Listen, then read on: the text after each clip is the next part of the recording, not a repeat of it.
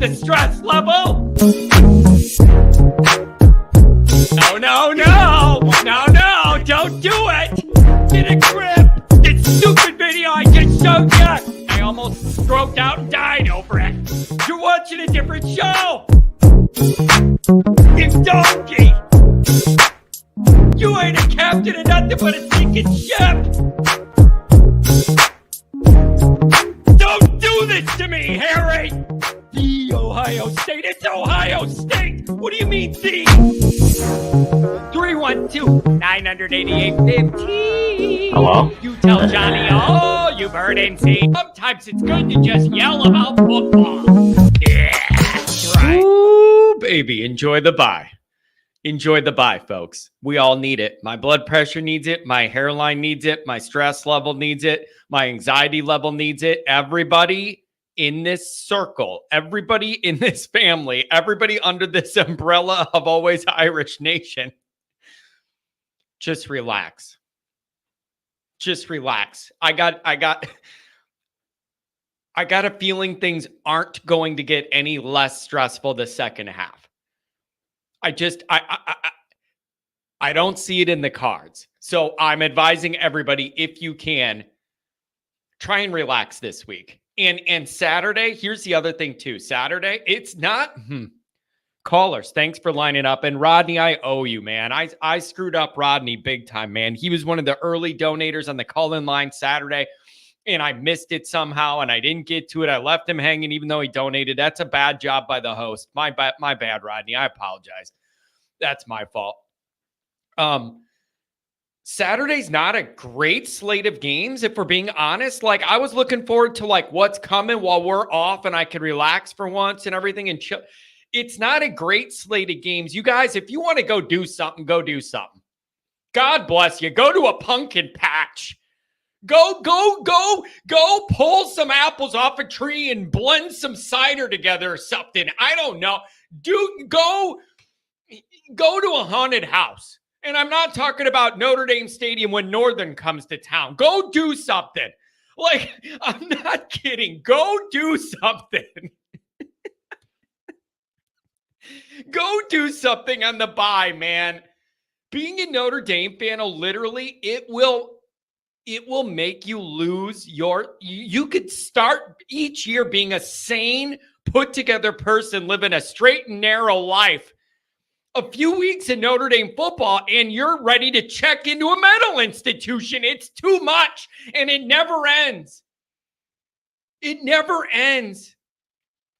It's never just like, hey, Notre Dame's playing really high-level football week to week and you could just bank in your pocket. You know you're going to get it.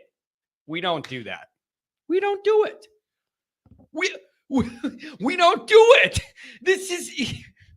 It's really, really stressful. And yeah, Sid, I do think Brom's still a really, really good coach. I don't know if you want to say elite, but that's a guy that gets a lot more out of the talent he has than it looks like he should, usually all the time. And he always gets those guys ready to play, and they're always frisky and never backing down and always play with a chip on their shoulder. I like Brom. And the other thing is, the Broms are a play calling family, and they do a great job with that. The Ohio podcast. Good morning, my Irish friends. Good morning, John. I'll be listening in the background. Happy Monday. Ohio, it's good to talk to you, man. I know we're all busy now. Once we get into the season, we all get in our own little content routine. We don't touch base as much. So it's good to see you, Ohio. Henry, where's Henry coming from? It's the Ohio State, John, also known as your daddy. I don't have the energy to worry about what we did against Ohio State with the 10-man. Like, I don't have the energy to even fight that troll. That came out of nowhere. I'm catching strays on the bye week. Year-old strays. Literally over a year-old strays I'm catching on the bye week. Unbelievable. All right, you guys. So, Blyberg, good morning, gentlemen, and Johnny 2-star. Man, I've been ranging from 4 to 5-star, and now I'm all the way back down to 2. I'm wondering if I had bad test numbers or what. I didn't do the 40 time good enough or lift enough weights for you or what? How'd I go back to Johnny 2-star? Huh? Unbelievable. All right.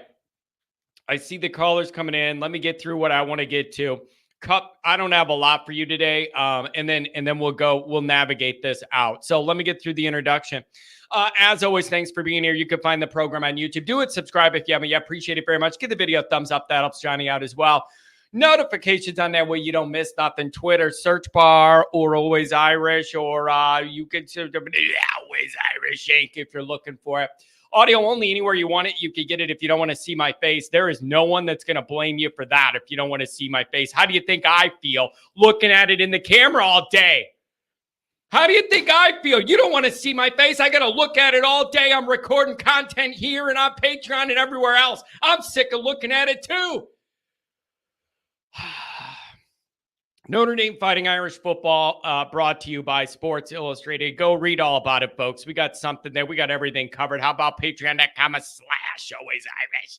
It's the former captain, leading tackler Mike Goolsby, and also Jared Clark. I'm adding players to the roster, baby. I'm adding Notre Dame players to the roster. I got those two guys doing the film breakdowns. We do Monday Night Raw tonight on Patreon. Open chat with Mike and myself, breaking it all down. Thanks to everybody who's over there. Really do appreciate it. Okay.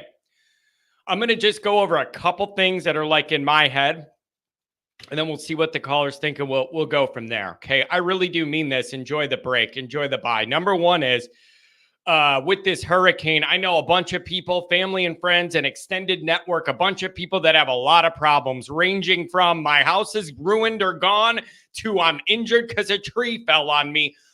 We got problems with the cane. All right. We got problems with the cane.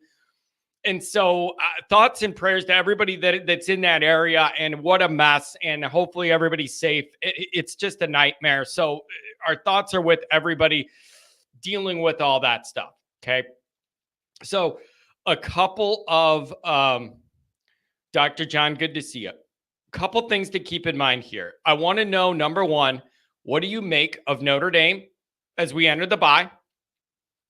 Is it what you thought you were going to get? Is it not what you thought you were going to get? What do you like? What do you disappoint? Whatever it is, wherever you want to bring that, that's up to you. Wherever you want to bring it, that's up to you.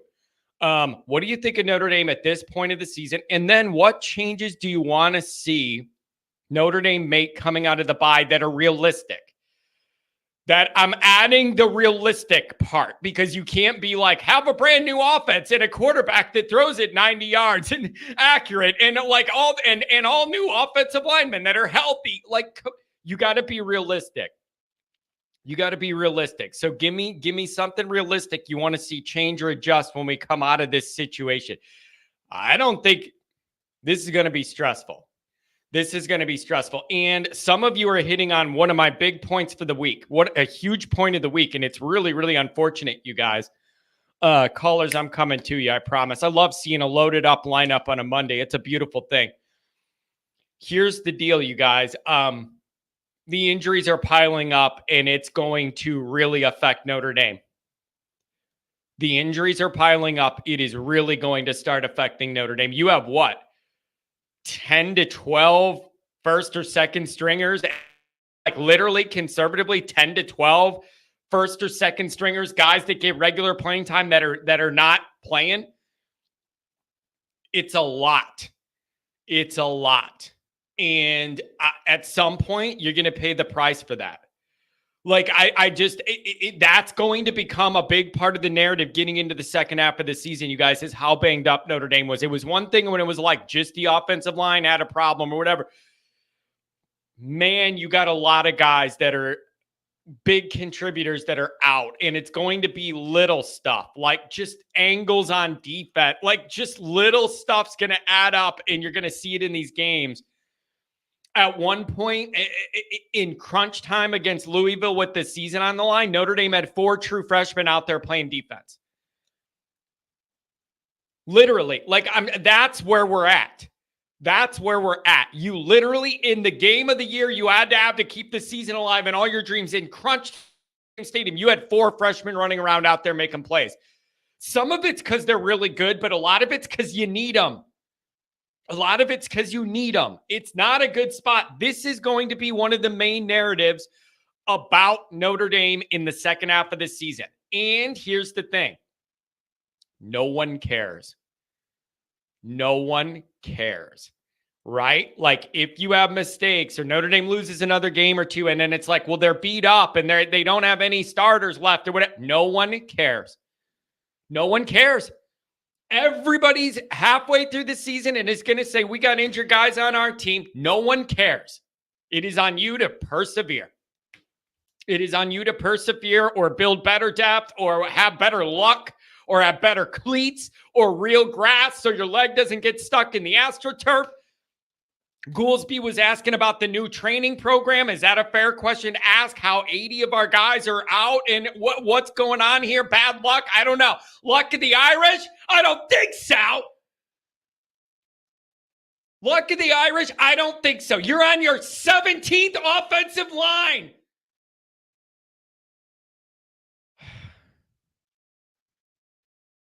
No one cares about these injuries, man. So you're not going to get anybody to feel bad for you or be like, it's okay to lose another game because you got a guy injured. No one cares. So you're just going to have to go play. Guys getting rolled up, but it's just bad luck. I don't know what you do, but no one cares. No one's going, you know what? It's okay to go 9-3 this year because you got a bunch of guys hurt. Said no one. Like no one has the flexibility.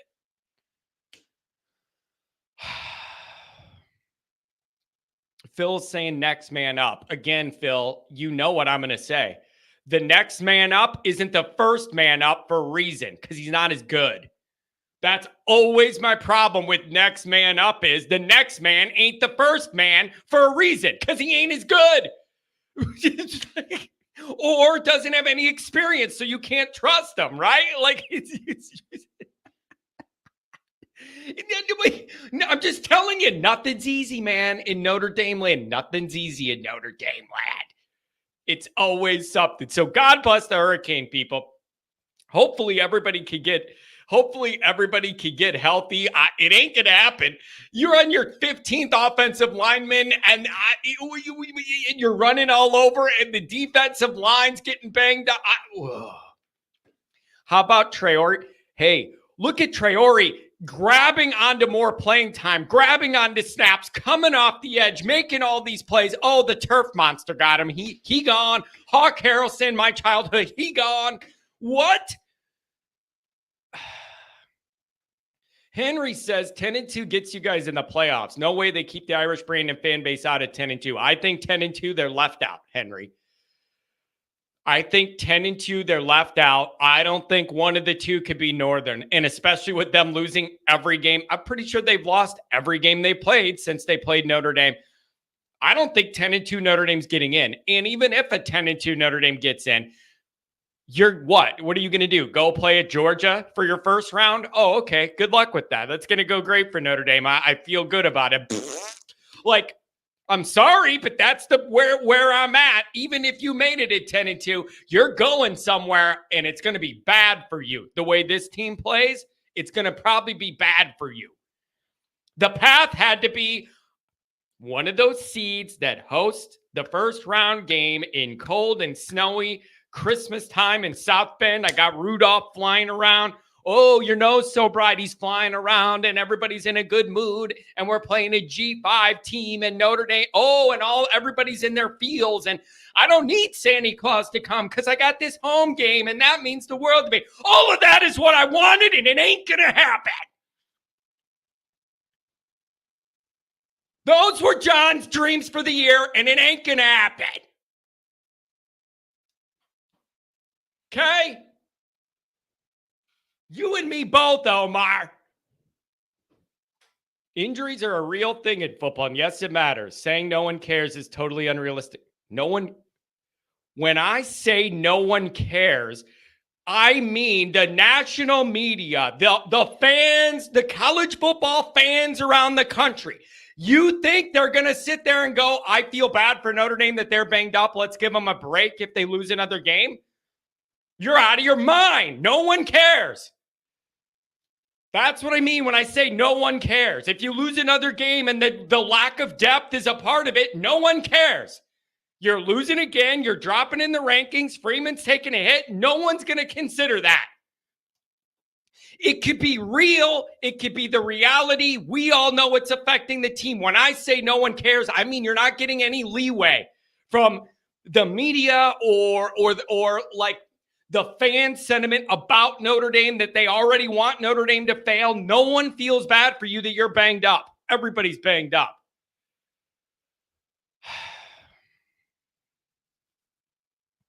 Jeez. When was the last time Notre Dame had depth like Alabama? 1977, probably. What are you talking about? Like the 70s? Crying Belly says, it's not about your dreams, John. Yeah, tell me about it. Tell me about it. I've realized that the hard way. I've realized that the hard way over my life. Jerry Reinsdorf's burner. John, I don't know what's worse, setting the loss record or all these Tigers fans thanking me for sending them Jason Benetti. You know what? God bless Jason Benetti.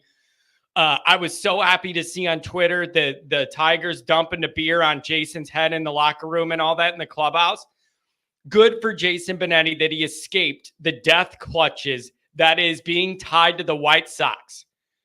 I am so happy for Jason Benetti. He is such a good role model. And for kids with disabilities, you can still reach your dreams. He's like a poster child for that.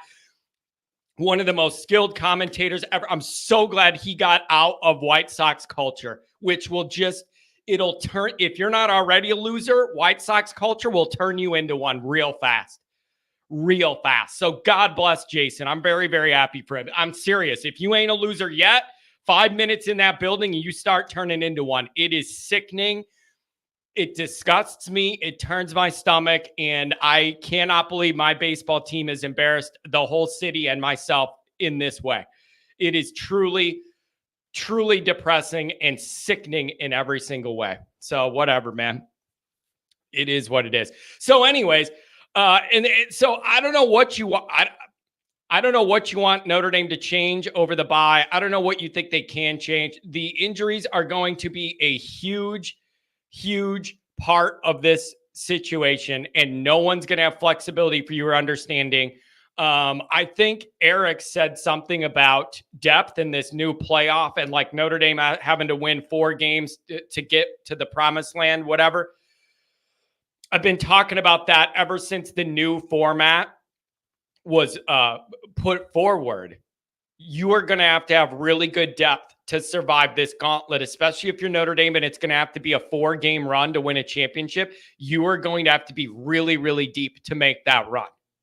And, you know, I don't know how that's going to work out in the long term or whatever. You're going to get banged up and you're going to need depth. So I don't know.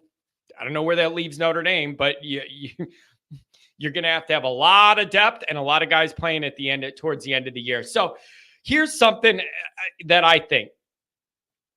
I realized that last thing, and then we'll bring it to the callers. I realized that Notre Dame's offensive line is going to be a limitation all year.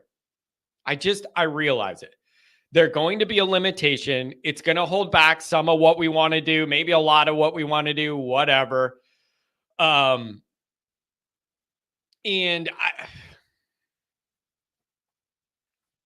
there some stuff you could reconfigure on offense over the break? See, that's what I'm thinking about. People are talking about that depth, but the younger guys are playing pretty good or whatever. Wait till you get to I don't want to say this, but Army and Navy, those are going to be tricky teams to defend when you have young guys out there that haven't done it before. I'm thinking of some of those angles the linebackers take or whatever, whatever it is, man. I'm just telling you, you're oh, the depth's doing a good job or whatever. They take one wrong step against Army or something. I'm just telling you, there's going to be some problems coming because of this depth situation. That's all I'm saying. Can't you do something on offense, figure something out over the bye?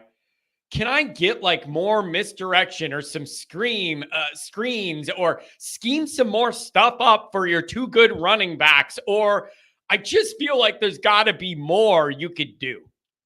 I feel like there's got to be more you could do. And I feel like Denbrock needs to be more adaptable to what is going on and the realities are, to get a more efficient, effective offense and to get defenses off balance. I understand He's going to be limited by the O-line the rest of the year. We know that.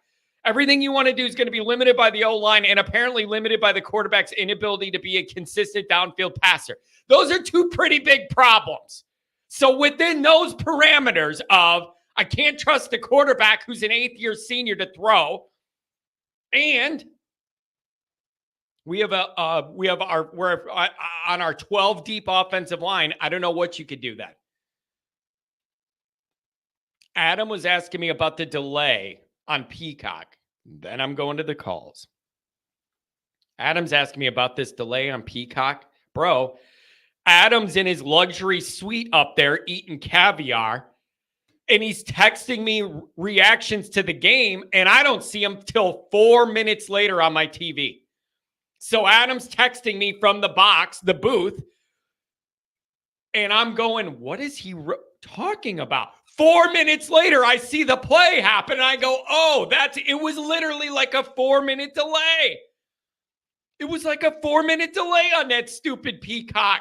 Everybody was seeing things at different times. Twitter was a nightmare. Everyone was seeing things at different times. It threw off the whole thing. I don't know, man. It threw off the whole thing. It threw off the whole thing. So anyways, I don't know, you guys. So that's what I want to know. I want to know your reaction to Notre Dame in the bye and what you think they can improve on. Eric, $20 hour. John, you must be losing your touch. No super chats yet this morning. You know what? People are on a bye, Eric. That's what it is. Everybody's on a bye from Johnny, a bye from Notre Dame, trying to collect their life. That's what's going on. Oh, man. Andrew says, thanks a lot, Eric. You're my lawyer. You're my lawyer for sure. Denbrock's lack of creativity in the run game shocked me. You have an option QB and 2 sick running backs.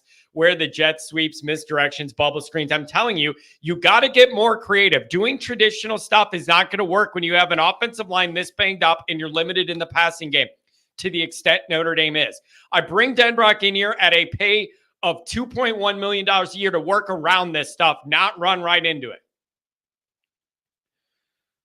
And I'm no offensive genius. I'm not an X's and O's expert. I'm just telling you, you are severely hamstrung and limited by the injuries and your quarterback's limitations throwing the ball. You got to work around those parameters somehow to get more effective and more efficient. If I am Price and Love, I'm a little bit frustrated this year because I know we're the 2 best players on this offense right now. We're not getting enough chances to change the game. Whatever number of touches those guys are getting, I want more.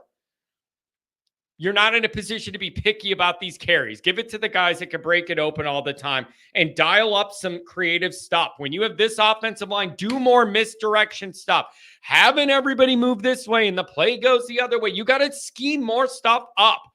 Throw more of these screens with blockers out there and see what Love can do. Like, you just got to do more movement and have more going on. When you're this limited the way we are, you're not going to be able to line up and just do traditional crap. You're not going to be able to. The Jaden Mickey thing hurts now. Oh, he was there cheering on his teammates, though. Like, it's just really frustrating, man. It is really frustrating. One more note here, and then we'll go to the calls. Mikey pulls. Bama, loaded with 5-star talent as a 17-year-old high school senior making game-breaking plays for them against Georgia while we have a 5-star riding the bench. Again, I'll never understand it. I'll never get it. Other teams get these freshmen that are really good athletes, find a way for them to contribute early on offense. Don't overcomplicate things. You don't expect them to run the full route tree perfect. You don't expect them to be a precision blocker. What you do is when you have a guy with supreme athleticism, you just find a way for him to make a couple plays to change the game. I don't understand why Notre Dame can't do that. I don't understand why Notre Dame can't do that. There's nothing Cam Williams can do to help you with his athleticism this year where he's just can't do it, can't handle it. Oh, his scheme was simple in high school and he needs to learn or everything. You don't need to learn that if you're fast, keep running fast. How do you have to learn that? You're fast, get behind the defense and catch a ball. There's not much to learn. Notre Dame overthinks some of this stuff. That's a guy you could find a role for if you wanted. I don't know why they're dead set against it, but whatever. Whatever. Oh, boy. All right.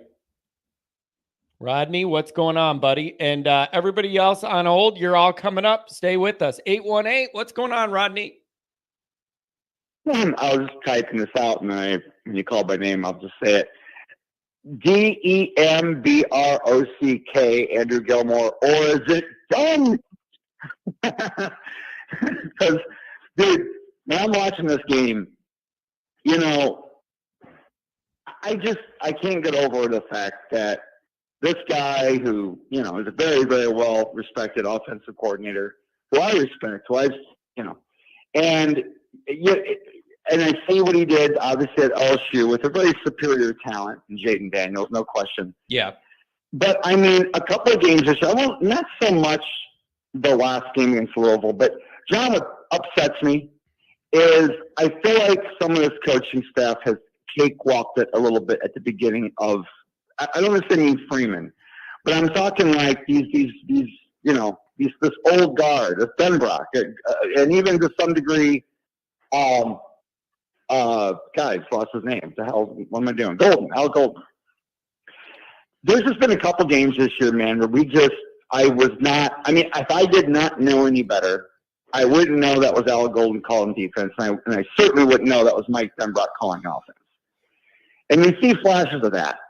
But I'm just like, you guys getting paid all this money, and I'm just a little bit disappointed, man. Freeman's getting a lot of heat. First of all, and we'll talk about the game and how it's good and all that kind of stuff and what we learned from it and what we are going forward. But, man, I've been disappointed, especially with Mike Denbrock, man. I think this defense this next half of the year, after this bye, I think it's going to get really elite. I know a lot of bodies are going down, so I guess that withstanding, if we lose 2 or 3 more guys, then, scratch what I just said. But assuming we don't, I think that defense is going to end up elite. Right now, it's really, really good. It's still, I don't think it looks as good as last year's team. And that bothers me because I think they should be better. I'm disappointed in that defensive line in the middle, man. Riley Mills made a couple nice plays, fine, but where's that been all year? These guys there needs to be more leadership, John. What gives me optimism, okay, so optimism versus pessimism, because you see this too. Some of the callers the other day, it was very polarizing. Some like, give them the break, man. They won the game against the top, 15 team. Or yeah, that's very true.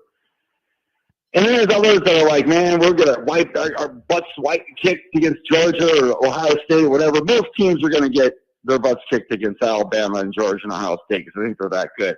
Having said that, I actually would push back on that. I mean, if there's one thing Freeman's shown, it's that he gets us ready for the big guys. We played Ohio State twice. We barely lost. We played Georgia in the past and barely lost, even though we did lose. I don't know that we would get wiped off the field. We'll probably lose. I don't doubt that. But, be careful about saying we're going to get wiped off the field. If Freeman's done one thing, he showed us he can get us ready for those type of games. Be more worried that we're going to lose another stupid game. That's what scares the crap out of me, John, is that we'll get on a roll after the bye. We'll go 1, 2, 3 games, and then Army or something, where it's like can't figure out the option or something. I'm really worried about that. I still can't believe that team lost to NIU. I just can't believe it happened. So, a tough win. I think what bothered some people, what was bothering me watching the game was that, yeah, man, I'm thinking about the other side of it, and I'm like, I should be happy they're winning a game against this team and, going into the off week now. And I am overall. I knew my emotions would calm down enough where I would see it that way. I think what it is, it's that lack of killer instinct, John. Louisville did that to us last year. They made us look really bad. We had to score a late touchdown to make that game somewhat respectable. And it's like we had the chance to keep the foot on their throat, and we allowed them back in the game. And Notre Dame was so notorious for that. Yeah, they got a great win against a very, very good win against a very, very good football team. But damn it, there were times in that game where they could have ran away with it. And I wanted to see them show a little bit of that, and they didn't. Okay, maybe they needed a game like that, because we've seen them do that against USC. We've seen them do that against Clemson a couple years ago. So, maybe this type of game is something they needed too. I don't know. But I think that's what was frustrating people, is that there were times in that game where we could have made it better. We could have ran away with it. And we just, we stifle ourselves. Like, once we do something well, we can't seem to sustain it. It's just these little things, man, that are not little things. And we're thinking this in terms of a playoff team, right? That's what we're judging ourselves against. And I agree, man. I think we're a fringe playoff. We could possibly get in as an 11th or 12th seed or 10th seed, 9th seed, baby tops, at this point. And then if we lose another game, you're lucky if you get in as a 12th. Maybe somewhere probably between 12 and 15 is where we land at the end of the year before that happens. So this is a fringe playoff team. And these are just kind of my thoughts, man. These are things that are, coming to me as I'm thinking about it. Riley Leonard looks like, I think he's everybody talked about the spring holding him back. I totally agree. Maybe now he's starting to find some rhythm. Maybe we're going to see a different Riley Leonard the second half of the year. Then again, maybe he gets hurt. So this thing could go in so many different directions, man. But we are losing players. Here's one thing I will say, John, and I want to hear what you have to say, obviously, about all this. I think admitting that this hurts us this year, man, a lot of young talent's getting on that field. That's true. That's going to help us next year when things look like, okay. And if everybody assumes that this team is not good enough for playoffs, or if they do, they're going to get ran out of town, well, then we weren't going to go anywhere this year anyway. That's what they think. So it's like, maybe that just means better things for next year. So yeah, and I did write that. I wrote that over the weekend. If you need some positivity with all the injuries, it's that some of these young guys are going to be really, really good because of the experience they're being forced to get now. And then let me ask you this about Denbrock. I mean, John Bryce Young looks like he could be just as good as his dad. His dad was a tackle, but still, he's looking like the real deal out there. Urlacher's son, and all these young players, and there's just a lot of young talent, especially on defense. Yeah.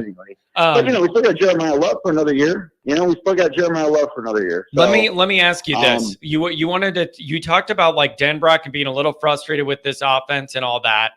Here's what I want to know, and I'm struggling with this too. When I'm saying I want more out of this offense and they need to adjust things because it's not anything you can rely on.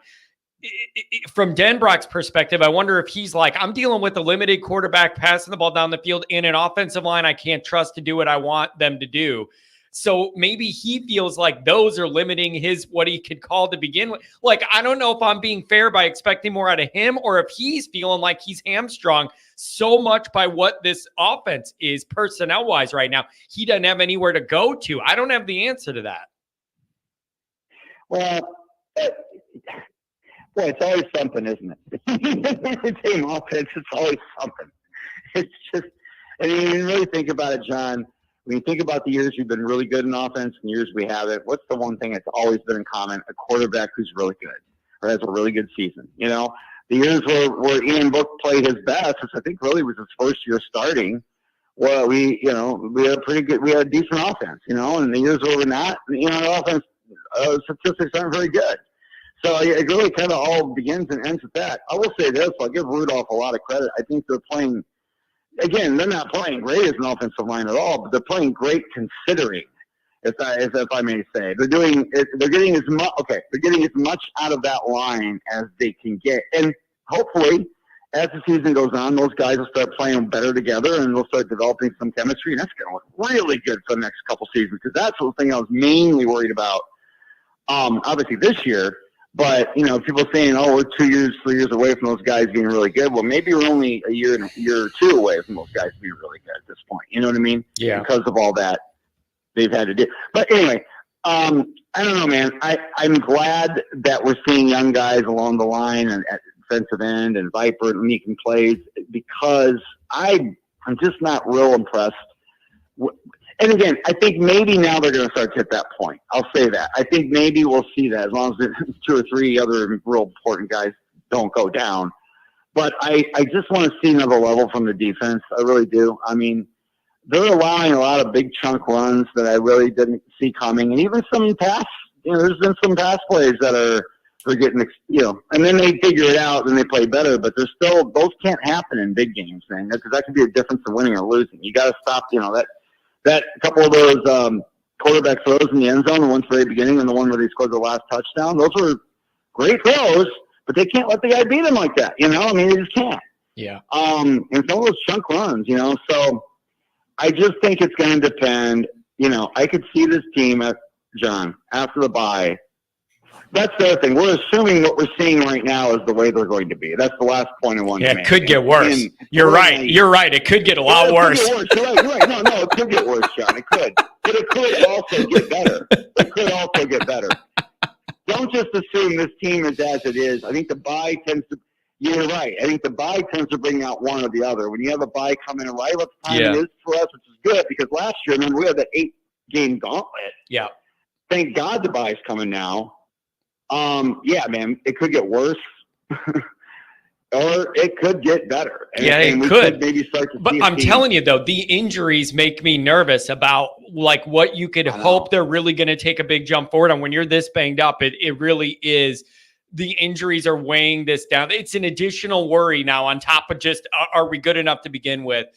I'm really, the injuries are going to pile up. Anything else, Rodney? I appreciate you touching base. Start us off on a Monday on the bye. No, man, that's it. I mean, just those thoughts that came to me. Those are all things that were just happening when I was watching the game. We'll see. Like I said, the teams are going to get worse or they're going to get better, because I don't think things are going to stay the same. I just think this is a team that's either going to really pop now or, get ready, Irish fans, for a disappointing year. Oh, man. All right, John, have a good one, buddy. Hey, Rodney, take care, buddy. Sorry I missed you Saturday. I want to go see your band, too. Let me know. Are you guys play around Indy only? Or where are you guys at? I want to go see this band. Yeah, Indy, and then, dude, you're your family, man. You guys got to come see me in Matilda playing the Trunch Bowl. That has to happen. I'll give you the info for that. Oh, man, sure. I love it. You're always the showman, my friend. Have a good one. Take it easy, buddy. Happy bye week. Relax. Don't stress out too much about Notre Dame over the bye. Oh, man. Everybody on hold is going to have their time today. $20 holler from Always Irish Art. I appreciate this. First quarter offense, fantastic. Then they let off the gas and played not to lose. Grateful for the win. Evans looks like he's playing a hurt. The true freshman impressed. Now, wait a second here. I'm interested in this. Les DJ, Rodney's in a band. Rodney is an actor. He's been in movies. He does plays. Rodney literally, he does it all. He's an entertainer, man. Rodney's all over the map. It's hard to keep touch with him. He's always doing something interesting. Les DJ and Screaming Lady was a plus. Now, here's what's interesting about that. A bunch of people complained to Notre Dame about the Screaming Lady and the music and all that. And because I yelled about it when I got back from the Miami, Ohio game, and I said it was way over the top with this Screaming Lady DJ in between every series. And the music was horrible. They were playing like the techno, whatever. A bunch of people reached out to me. They emailed Notre Dame and was really mad, and some big strokers were offended, mad or whatever. And now you're saying there was less of that Screaming Lady DJ and the music. I'm wondering if somebody, yes, a Screaming Lady, Chief.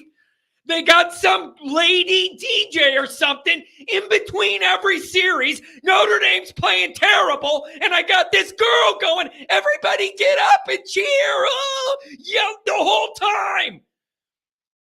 You don't notice it on TV because it isn't during a play. It's every living second in between a play.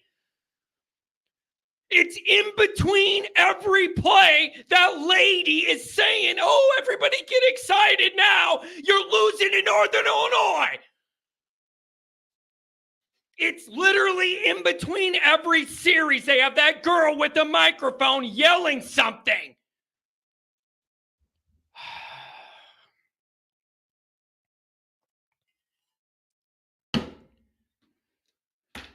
So much for relaxing on the bye week.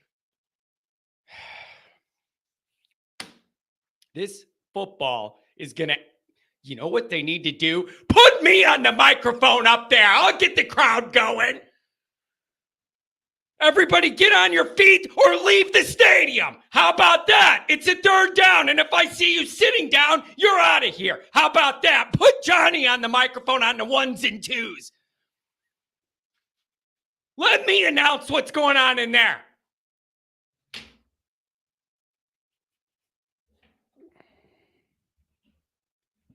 Says the guy who yells into a microphone in his basement. Well, you're damn right, Pat.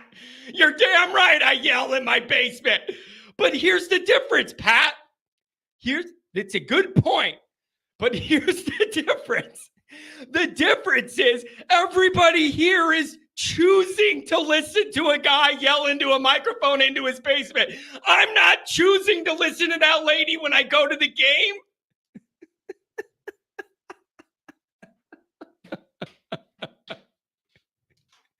I'm just telling you, Pat, that's the difference. 87,000 and a half people didn't sign up to have that lady yelling at him the whole game and to have a techno dance party the whole game. I bought a ticket for the football. I didn't know that, and that included this lady. I bought a ticket for the football. John's got a good playlist. You're not kidding about the P. Diddy stuff, bro. I go to the Miami, Ohio game 2 days after Diddy gets arrested, and they're playing P. Diddy songs. I just thought somebody should have been on top of that one and maybe steered us away from the money ain't a thing. They literally did a compilation of 3 P. Diddy songs in a row, and I didn't know whether they were like being cute or didn't read the news or what. Anyways, man, this is stressing me out. All right, I got to get back to these calls. Couple super chats, and then we'll go from there. Reality-wise, we're not ready to go deep in the playoffs, period. Poor QB play, DTs are weak. Wide receiver play below average. Well, that's not ideal. That's my answer to that. Not ideal. Wine and cheese, $5 hour. It's frustrating as fans because we see the team who is winning, but hasn't been taken any further than BK took the team. It's very, very frustrating indeed. So we got to get this thing over the hump into the next level somehow, some way. The Philly special with the $5 holler. Why do they keep showing that dude with his shirt off on the Jumbotron? It's getting annoying. I don't know. They did that last year too at the Miami, Ohio, or it was Central Michigan. And there was some morbidly obese dude with his shirt off, waving his shirt. And then they put that on the Jumbotron and everybody cheered more for the morbidly obese guy in the crowd than they do for the team on the field. It's unbelievable. Some of the stuff they do. I'm sorry. I'm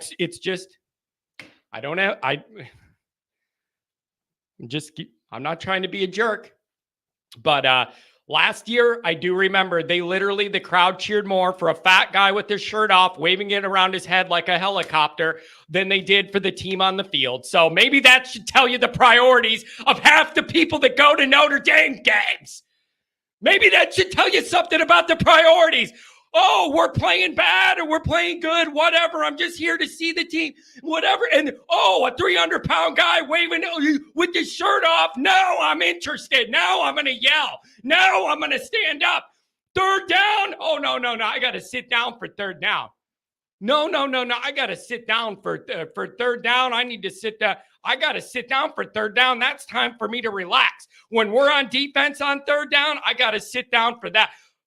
Fat guy in the crowd with his shirt off. Oh, I'm standing up. Woo! Woo! Yeah!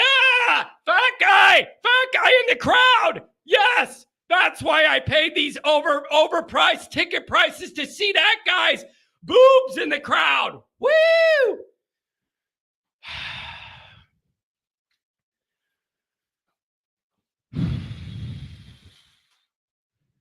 This is my life. This is my life. Obi is a student. Well, good for him. John's an old guy in the crowd. What's your point? I'm just an old angry skeleton in the crowd in the last row. What? I'm sorry, man. We prioritize the wrong things. It pissed me off when people last year literally yelled louder for that guy in the crowd with the shirt off than they did for the stupid game. It shows you what's wrong. Weird shit to get worked up about. Pat, you of all people should not be surprised by this at all. You've been dealing with me for 20 years. You know the weirdest little stuff I hold on to that bothers me. This should not surprise you at all. You should be the least surprised person by this whole thing than anyone here. 200 people here, whatever. You should be the least surprised by that. Oh, boy. 404, what's going on? Hey, John, how's it going? It's going well. I'm just relaxing on the bye. Can you tell? Yeah, absolutely. Absolutely. Hey, I appreciate you taking my call. And as always, I appreciate you letting the viewers or fans voice their opinions. I know a lot of people disagree with a lot of the opinions, but at least that's the idea. has their chance to, yeah, that's the idea. Looks like June was the last time you called. So it's been a while now. So a lot of time has passed, and now we're halfway through this season. I'd love to know what you think. Well, it is the bye week, so I was curious to kind of get your thoughts on expectations and if they've changed. And you don't have to answer these, but I wanted to read these to you just to kind of to get your feel for the thing. So before training camp started, playoff team, and then hosting a playoff, and then winning a playoff game, then winning 2 playoff games. Then we had Jagasol go down and Rubio go down in camp. Yep. And I'm wanting to know if those expectations for some people may have changed. Then during the A&M game, we had Faison go down. Yep. NIU game, we had Burnham go down. Purdue game, we had Botello, Craig, Schrouth. Yep. Miami, we had Flanagan. Louisville, we had Boubacar. Of course, Christian Gray didn't play. Yep. Faison went down again. Yeah.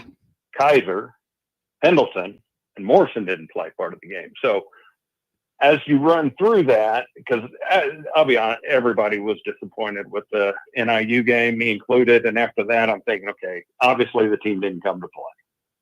That was the number one thing. But what else is going on with this team? So I started thinking, okay, are expectations still back where they were with the same players we had going into training camp? And now we only have one starter on the offensive line that was expected to start at that point. Dude, this is such a good point. And I thought about this before the show started. I'm down here setting up the phone lines, whatever, and I have my little notes I want to throw at you guys. And on my list, it just said injuries, does anyone care? And that is, I am literally working my way through the question you're asking practically and philosophically. And I don't have a clear answer. Do you look at all those injuries and then you're like, oh man, what can you reasonably expect when you're this thin and banged up or whatever?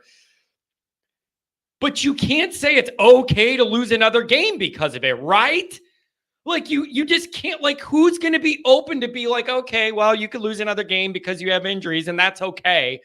Like, it's a really, really uncomfortable spot to be because you don't want to, it is practically a fact that they're really, really banged up and it's unfortunate. But I also feel like a loser being like, well, that's a reason that it's okay to go 9-3 now because you're injured when every team has some injuries. So what's the reality of this? How should we look at this? How should you hedge? Like, how do you process it? I don't have the answer, but I'm struggling with the question. I don't think we should ever expect to lose. I just want to throw that out there from the get-go. But looking at this, I was watching. It's a lot, dude. It's a lot, and it is a lot of frontline players, man. It is 10 to 12 guys that are in that 1 to 2 deep on both sides of the ball. Like, it is a lot that you're losing here. Absolutely. And I know a lot of people don't like Pro Football Focus. I don't like them, but really it's the only metric that us outside people have. Whether you agree with it, don't agree with it, at least you would hope it's somewhat consistent from game to game. And when I was watching this yesterday, our O-line graded out in pass pro against Louisville at, 36.5 or something like that. That's out of 100. Okay. Now, going into the game on Saturday, Knapp, who I get it, he's a freshman. He's trying his butt off. This is nothing against him. Graded 30.1. Now, I get you don't want to make a change because we're in the season and all that stuff, of course, now during the bye. But let's be honest. I mean, could Tosh Baker just stand there and be bigger than Knapp, who's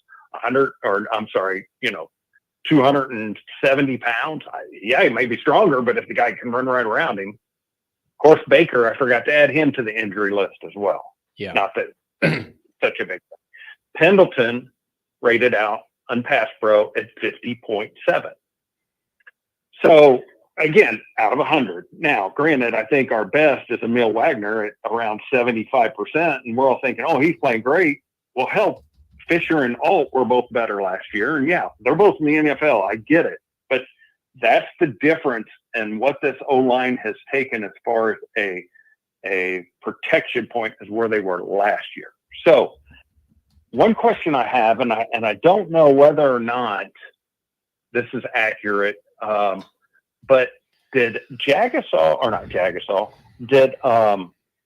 Alt and Fisher declare for the draft before we went hard after Riley Leonard?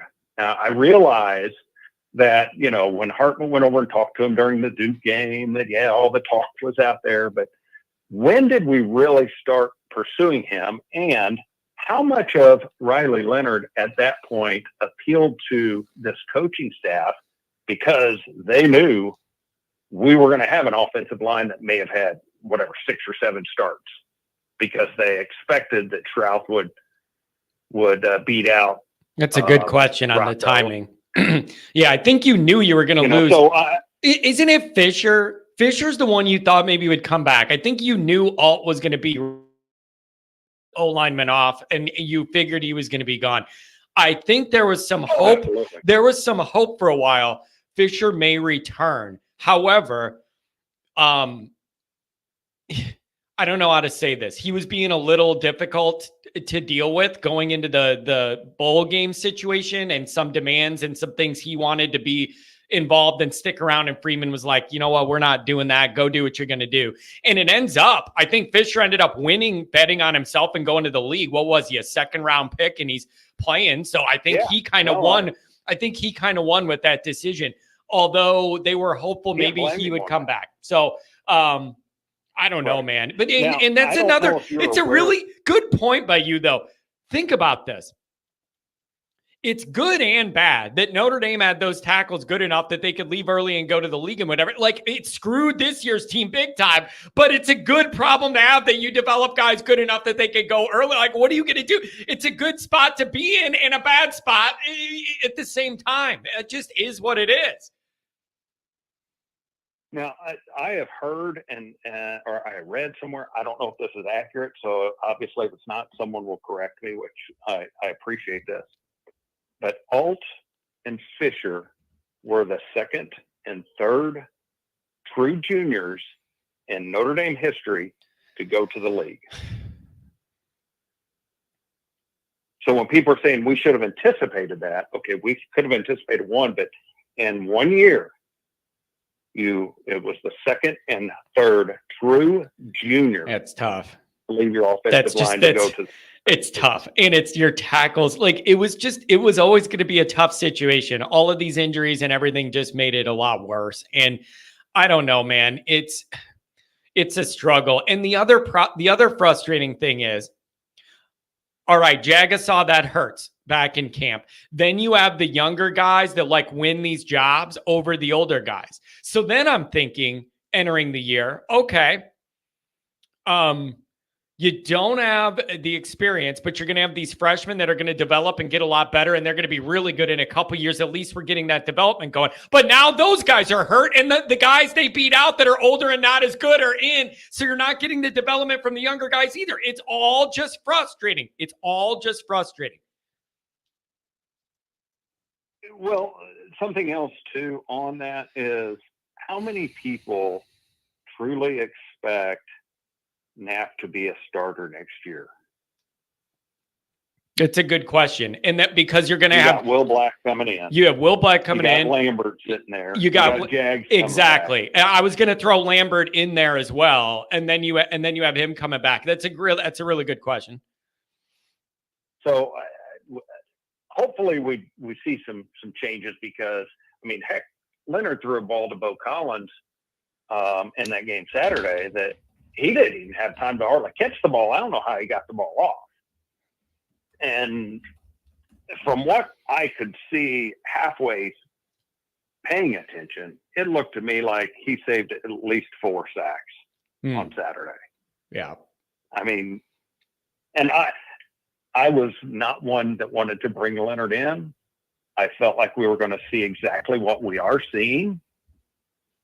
He was always this way whenever I watched him at Duke. Yeah, he may have had great passing numbers, but I mean, let's be real. Our passing numbers, what did he have? 170? Well, I bet you 100 or more were yards after the catch.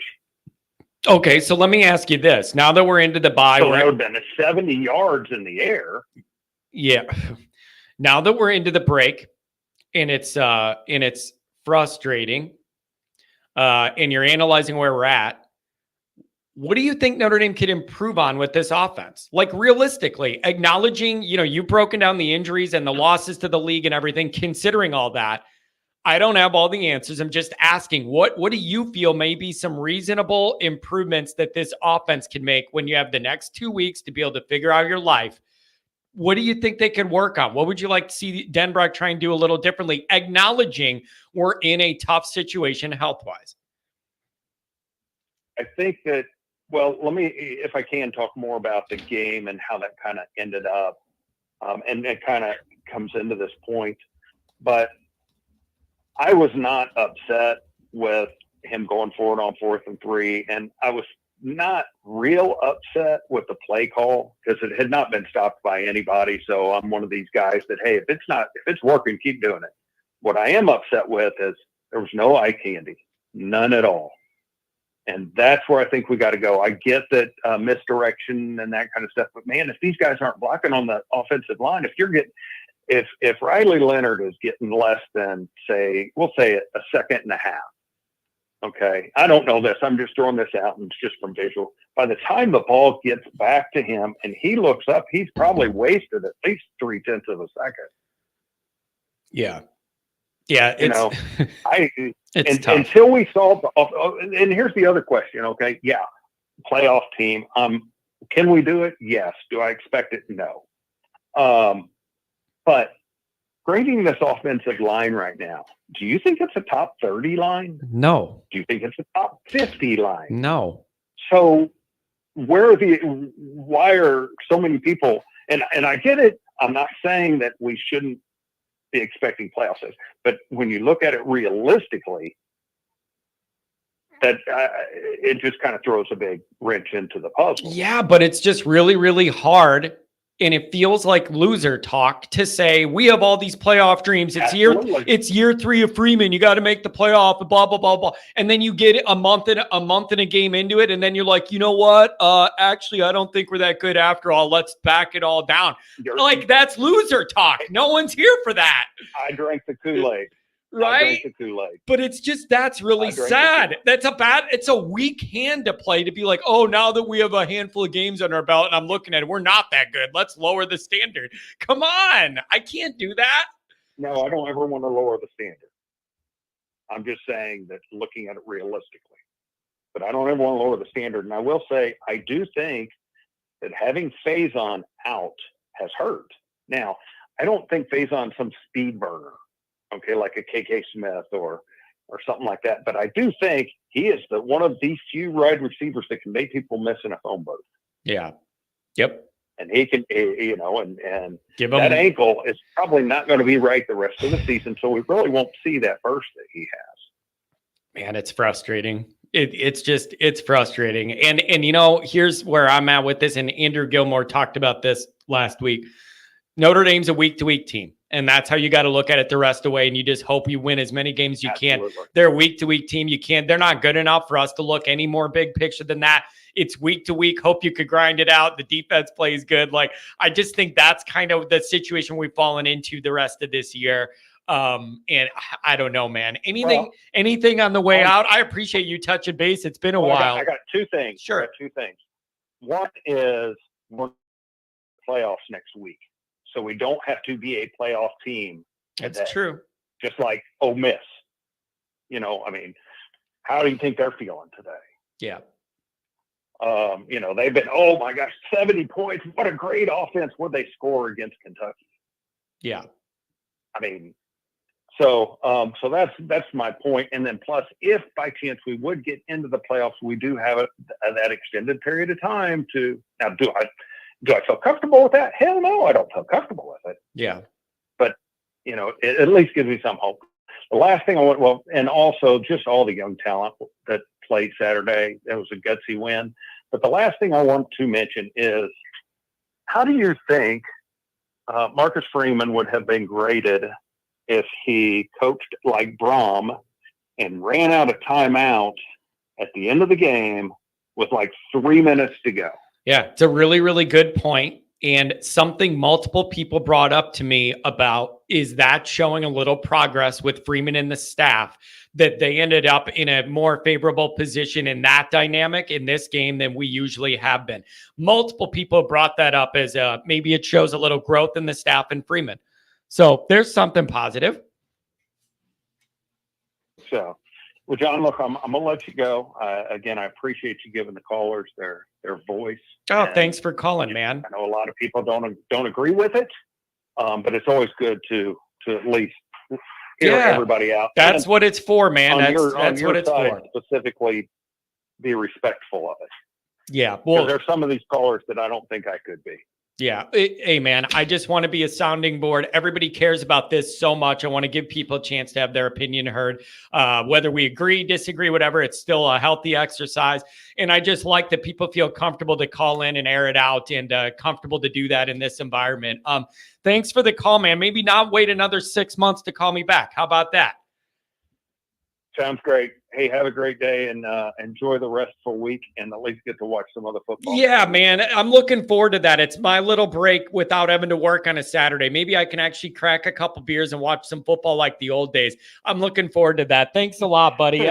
Have a good one. All right. Take care. What a nice guy. Hasn't called in 6 months. Everybody on the air, everybody on hold, you're going to be on the air. A couple chats we're going to do here. Now, let me explain this. Goolsby posted an article in the local Denver writer blamed a rash of injuries on Landau from when he was out there. There was a little pushback on this, on Goolsby. And I'm just going to leave it at that. There was some pushback behind the scenes on this with Goolsby posting that article. Goolsby's position is, I'm not accusing Landau of anything, but I'm asking the question, when you change strength and conditioning people, and then you have this amount of injuries 5 weeks in, is it fair to just ask across the board what is going on here? A lot of people think it's Under Armour shoes, which I've been over this.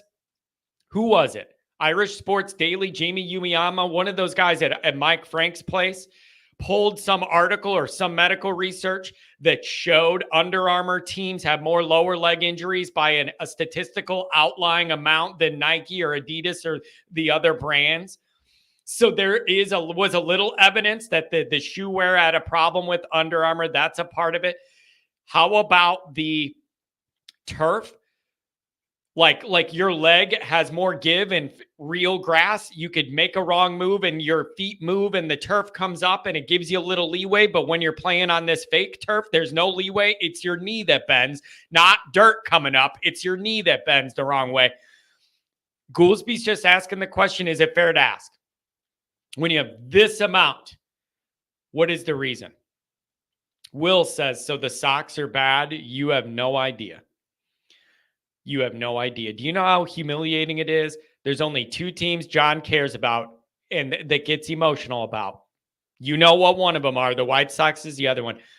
Do you know how humiliating it is that the last homestand had national media flying in to go to the game? There was no fans at, just to report on them breaking the all-time record for being the worst team ever. It is the most humiliating, one of the most humiliating sports experiences in my life, aside from like 20 Notre Dame experiences that have all been humiliating. I'm just telling you, it's wild. Do I watch the NFL, John? I do casually. I watch all the Bears games. But I don't, it's not emotional. I watch Sunday night game, the Monday night game, whatever. It's not emotional. I'm not tied to the Bears if they win or lose. I watch it because it's the team here, but it's not emotional. Pat says, I get there are a lot of injuries. How do you tie guys have knee injuries to the trainer? A lineman get rolled up on is common. I'm not discrediting because there are a lot I just struggle with. Yeah, I just think people are asking questions, Pat. Like, is it just, I don't know the answer. I have no idea. Is it just bad luck? Getting rolled up on? Crappy Under Armour shoes? An unforgiving field? Is Landau have the guys too muscular that things are ready to snap? I have no idea. I'm not accusing. I have no idea how this stuff works. Could just be bad luck for the year. I don't know. Oh, gee, I don't know. $5 holler from the Chief Keith. Indy will have more talent than all the teams left on the schedule. Everyone has injuries. It's asking a Freeman-led team to be locked in for 7 more weeks. See, Chief, here's the problem, though.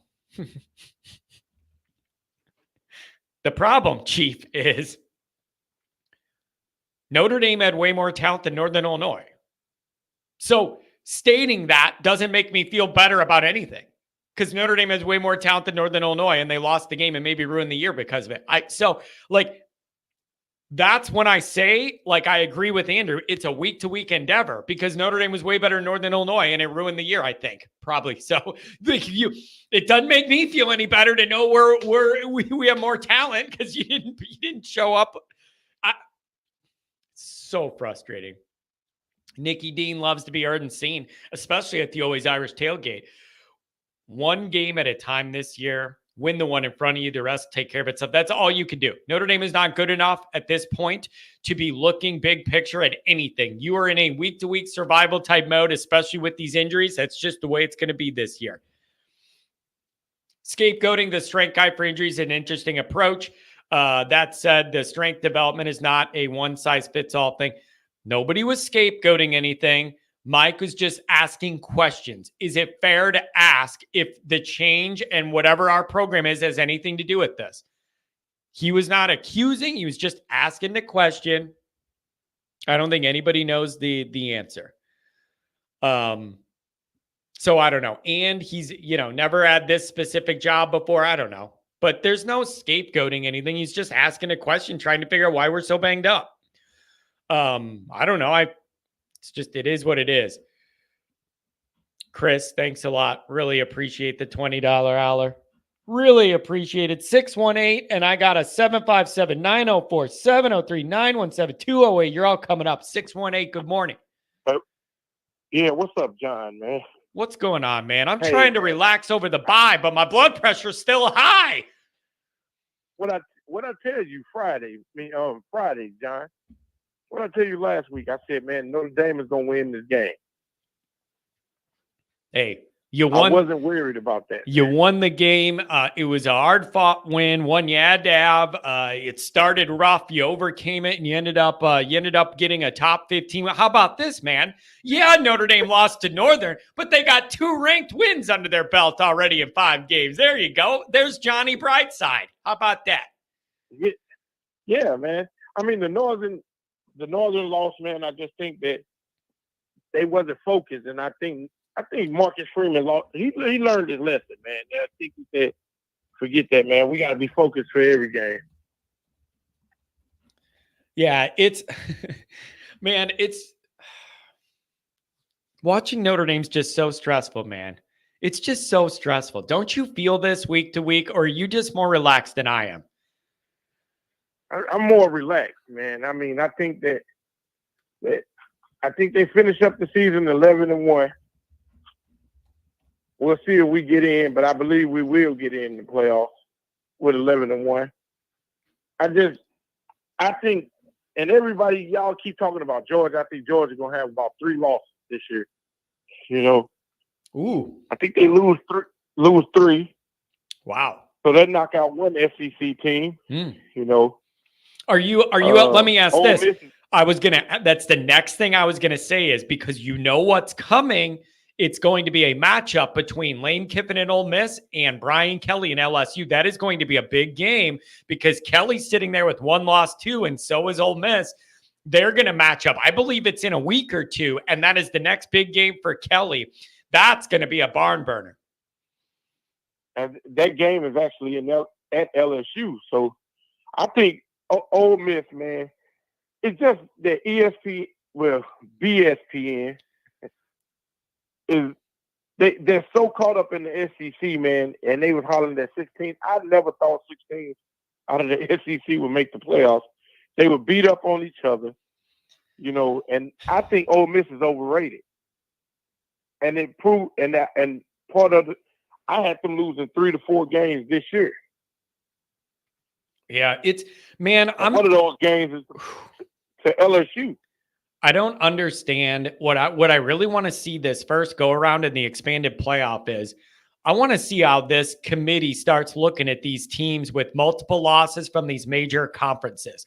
Like, where do 2-loss SEC teams fall? Where do 2-loss Big Ten teams fall? Like, that's a part of this. I'm really interested to see how they judge it. And then does it really depend on where your wins and where your losses are and who they're against to slot in? I really do want to know where you fall. And then therefore, if there's a 10-2 Notre Dame, where do they fall compared to those 10-2 Big Ten SEC teams? I don't know the answer to this. This year, a 10-2 Notre Dame team, I don't think they get in. Yeah, bad spot because one of the losses is Northern. I agree with you. Yeah, I see that Unless too. Northern would have went undefeated. Right. And got into the playoffs. And, That's the only way Notre Dame. Instead, they lose every game since beating Notre Dame. It's the most Notre Dame thing ever, bro. It's the most Notre Dame thing ever. They've lost every game they played since beating Notre Dame at our place. It's unbelievable. You can't make it up, but this is real life. Unreal. So now you got to hope that A&M finish somewhere like 10-2 because I don't think they beat Missouri this week, and I don't think they beat Texas at the end of the year. I think Texas is probably the best team in the country. I am interested in that A&M game against Missouri, and I want to see that offense, that Missouri runs against that A&M defense. I'm really interested in that. I believe that's the 11 a.m. window this week. Start out the bye week with a little A&M action. I'm excited for that. Yeah, that might be the best game this weekend. Yeah, this is not. I'm a little frustrated. Notre Dame's finally off, so I can relax without having heartburn all day. And there's not a ton of great games. Yeah, and I think I never would have thought that I said it before the season that man Notre Dame finished up 11-1. I never would have thought that one would have been Northern Illinois. I know. So do you need to reconfigure and allow for one more in here, or are you going to hold to it? I'm going to hold to it. They finished 11-1. It looked good. The issue is, man. What about those injuries, man? What about, do those injuries worry you? Because of the talent level, probably not. But man, that I feel bad for Traore because he was having a great season, man. Dude, it's so unfortunate. It's so unfortunate. Right when he's coming on, assuming a role, grabbing onto a role, succeeding at it, getting more comfortable. He looks great out there. Right as you're saying, yes, we found this guy, like he found a role and this is his spot, and then he gets hurt. It's really, really unfortunate. It sucks. Mm-hmm. So now, these young guys, man, talent is talent as long as it's being coached up, and I feel like they still finish up 11-1 with all the injuries. I don't think they make a deep playoff run. They might win their first game, and then they might bow out in the second round. But depending on who they play and their matchup, but we know one matchup that it won't be Georgia. So they'll be sitting at home watching the playoffs. Man, you really think they're going to drop another one here or a couple? And I think they're going to drop two more. They definitely dropped the game in Texas and Austin. Yeah, Texas looks good, man. Texas does look good. They look very well rounded. And they got two starting quarterbacks, man. Yeah, imagine that. What a luxury. Not one, two. What a luxury. And they receiver, they so deep at wide receiver, man. I mean, we just hope that, man, we long as we avoid Texas in the first round, in the second round, man, we should be okay. I mean, Alabama look good, but you can score on Alabama. Jeez, and yeah, it's man. It's a matter of stopping that. It's just a matter of stopping. But see, like Texas Chris says, the collar is off. 3-loss Georgia might still get in. Like, dude, I gotta ask. Like, there's no way. But whoever said that, man, got to be out there rabbit mind. And there's no way that a 3-loss Georgia. That means there's going to be about 7 teams in the SEC that get in.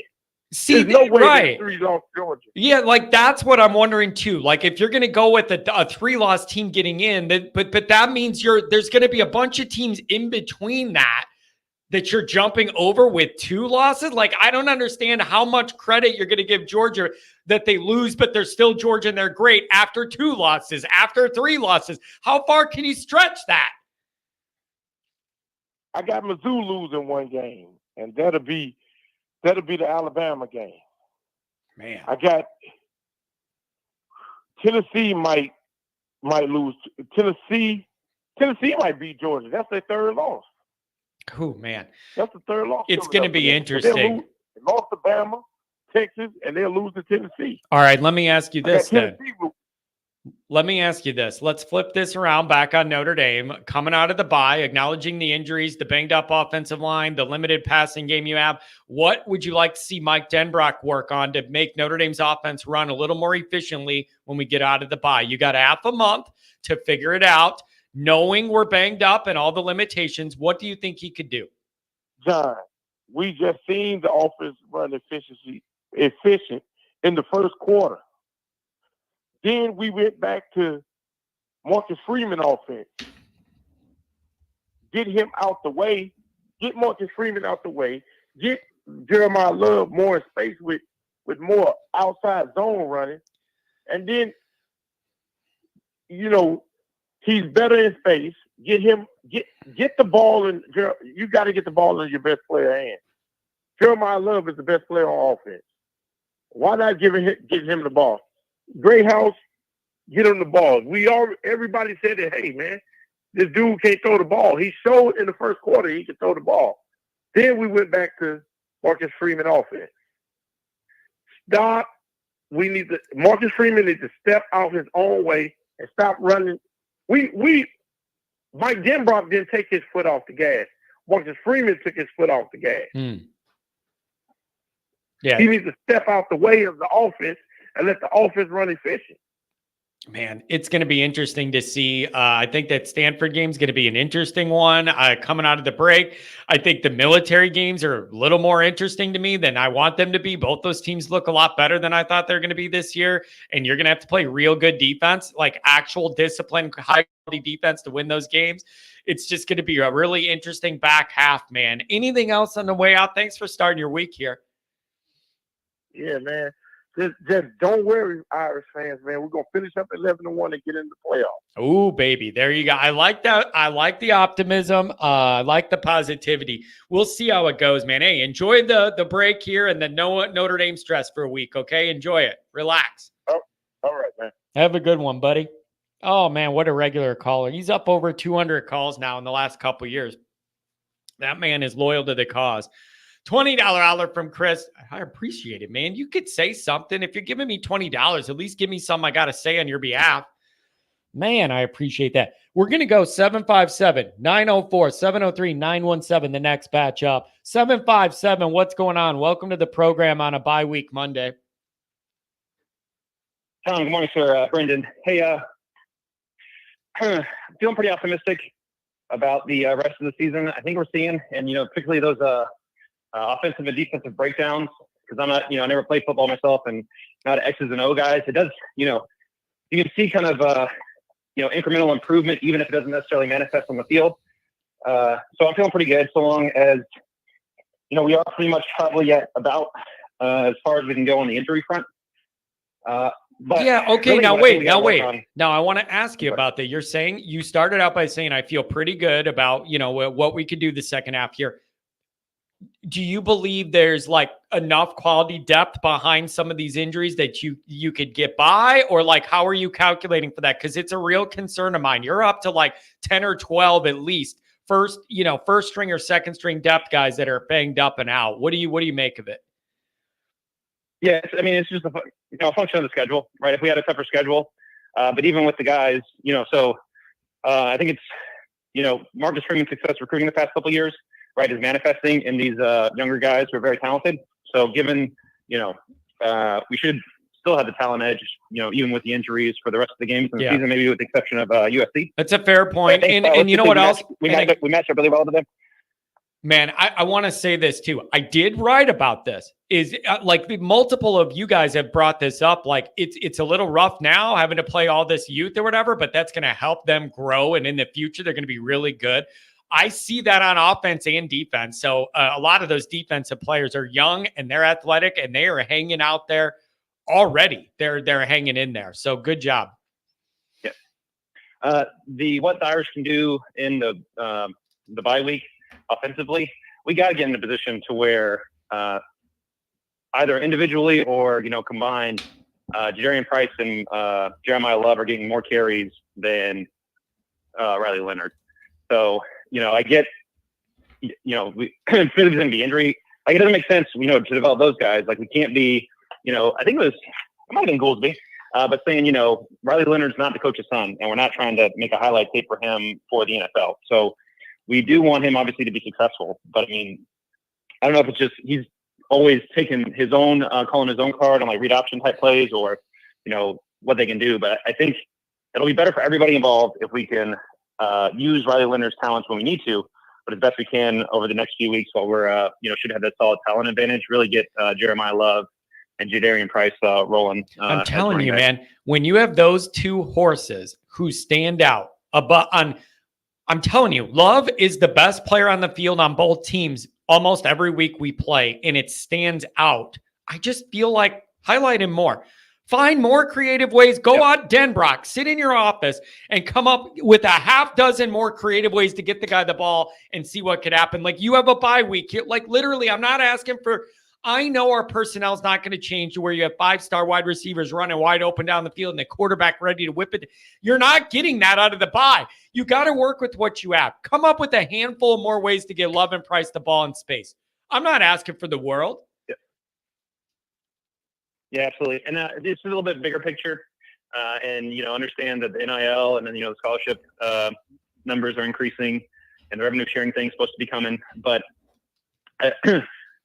I feel like the path to national championship success for Notre Dame is going to be obviously improvement in recruiting, and then we got to retain these guys.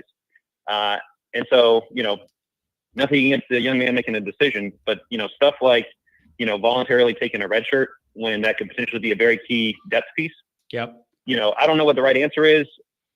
Publicly, CMF just unconditional acceptance of a situation. I can somewhat understand that messaging, but behind the scenes, man, like you can't run a railroad like that where there has to be a better buy and give, give and take, or talking about situations. Because really fundamentally, right, like we all love the Irish because we want the Irish to be successful. The players obviously play a huge role in that because they're the ones in the field. But if it gets too individualistic and literally Notre Dame is nothing more than a pathway to a paycheck in the NFL, right? Like that's a difficult, like that'll do damage long term to the brand. to college football overall. And so I'm just looking forward to seeing things get ironed out. And really, whether it's enticements to keep folks like, I don't know if you ever have enough money to get Joe Walt or someone to come back, right? But like Michigan, how these guys come back as a team to, give it one last go. And we've consistently seen, our superstar players who could have come back. And I'm not faulting anyone individually, because if someone's going to offer me $50 million, I probably would take it too. But like, are there creative ways that we can, either develop the culture or make the incentives such that, not that we'll ever match a first round contract, but like make it more palatable for these really solid guys. That is Other teams are interesting. gonna do it. That is interesting. Yeah. Like when you want to talk about, and Goolsby's brought this up, talking about like the cult, as much as we hate him and I hate him, the culture inside the Michigan program that made all of those upperclassmen. It was like the most upperclassmen class of all time in any college football situation last year for them. What made them all want to come back and do all that together, and Skip going to the NFL, and the, upperclassmen O-line with experience out the wazoo, all that kind of stuff. It's a good question. Yeah. I mean, it's easy for me because it's not my money, right? But I mean, there's someone who could, come up with you vested like a pension of some very solid amount, or like healthcare for life, whatever, you could use the endowment for. If you do 4+ years in Notre Dame, we can't write you a check for $20 million, but we'll guarantee, a sizable livable income, which would equate to, there'd be an actuarial table and someone would figure out the numbers, and, we could buy in to help and support these guys or something. I don't know. But I just, it's just rough that the incentives are misaligned such that young men have to make decisions that, really, in an ideal world, their success on the field would be tied directly to Notre Dame's success on the field and their, career trajectory. So that's all one big having, there's more circumstances where it's good for everyone involved, and where right now it seems like everyone's just trying to grab theirs as soon as they can. So I'm just, hopefully Notre Dame can map out well what the future looks like from a talent development and the talent, retention aspect. Cause I really do think Marcus is doing a great job getting guys in the door, but we just got to keep them. Yeah, it's man, and there is a lot of good young talent on this team too, especially defensively. There really is. We look fast. I mean, I'd say that's the biggest thing. We look fast. Yeah, and you know what else? They play with confidence. A lot of those younger guys really do just fly around out there. KVA flies around out there. Urlacher flies around out there. Young looked like he belonged, and he was making there's a lot to like. But in the moment, it's got to be good enough to feel like you have momentum, keep going. And if you get to 2 losses, then what does that do to that? And then God forbid you go beyond that. Like, it's just, I just feel a little uncomfortable, man. Like we're just kind of stuck in the middle somewhere, and it's making me feel very uncomfortable. Does that make sense what I'm trying to say? Like, we're not elite. We're not like a top level playoff team, but we're not terrible either. We're kind of holding on in the middle there, and it's just frustrating. You never know. It results in you never knowing what you're going to get or what you can rely on. Yeah. I mean, so I do think the season is definitely a failure if we don't make the playoffs. But I'm not, I'm tempering my delusions that we're going to compete for the national championship until Riley Leonard gets above 200 yards passing. So until that happens, right. I think we should go, have a good solid chance to go undefeated the rest of the way. I just, 1 week at a time. I mean, you never know. You play the games for a reason, right? But we gotta get more balanced offensively, and then get my heart ready to be broken again. Yeah, hey, you got a break from it. So you got a 1 week break from it. And then it's week to week with Notre Dame. You can't trust them big term. You got to beat Stanford. And then we go on the road down to Atlanta, and we go from there. Anything else, my friend? Thanks for touching base on a busy Monday. No, John. No, I appreciate it. Really love the show, and look forward to finish out the season strong. Oh, beautiful, man. Hey, thanks a lot. Enjoy the bye week, and give me a call after the next post game or wherever you want to. 904-703-917 coming up. Did anyone see Deuce basically tweet he's going to Auburn? I don't understand this situation. You guys. Somebody got to explain this to me. It was that tweet where one of those receivers or somebody was like, oh, yeah, brother, let's do this together at Auburn. And then Deuce is saying, yeah, dude, let's do it or whatever. Why is he still on Notre Dame's commit list? And if you want to say, John, this is different because it's a 5-star quarterback and you're kind of desperate to have him, blah, blah, blah, blah, blah, and all this kind of stuff. It's just kind of a bad look when you want to be like, oh, you're either with us or against us. And if you're committed to us, we don't want you visiting other places or whatever. You're not committed to us, blah, blah, blah, blah. Well, what happened to that? Because it's a quarterback you want from down south, you're going to change all that? Whatever. Like, as of right now, he's in the class, but he's doing marketing promos for Auburn every week. I don't know I don't know the reality of the situation or what they think they're doing. I could save it and get him to come back in. I don't know what they're doing, but I got enough to worry about with this team that's already playing than I do to worry about the recruiting down the line. I'm sorry, man. It's just,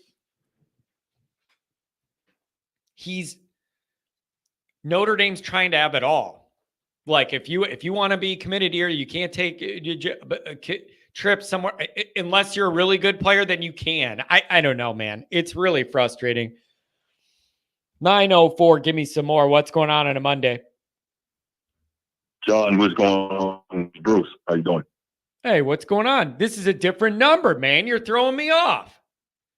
So this is actually the Format Podcast phone number, and I was having some trouble getting through to you last week, so I said, let me try the other number and see if that works. Yeah, this one's crystal clear, but you definitely threw me off because the name didn't pop up. First things first, Bruce, are you guys safe from the hurricane and everything, man? Like, I know a lot of people that got affected bad, even in the Carolinas and everywhere else. Are you okay? You guys doing okay?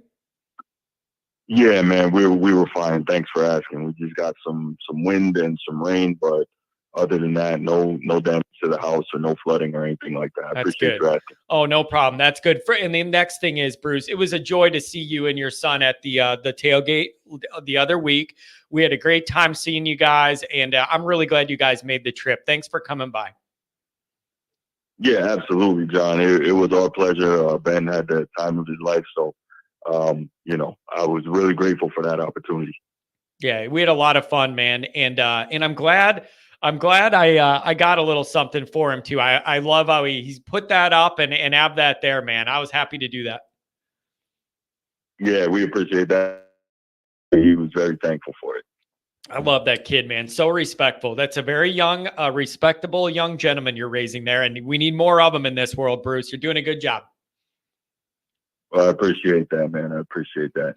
Hey, real quick, I know this is a Notre Dame college football show, but I just got some major news from the world of sports. So if there's any basketball fans on the channel, Hall of Famer and multiple-time Defensive Player of the Year, Dikembe Mutombo, he died today at the age of 58. So just wanted to put that out if there's any basketball fans on the channel. I just found that out maybe like 5 minutes ago. Yeah, I did. I did see that in the chat. Man, great defender. And if you're like in my age range, you remember a lot of that growing up. A lot of his. Oh yeah. Yeah.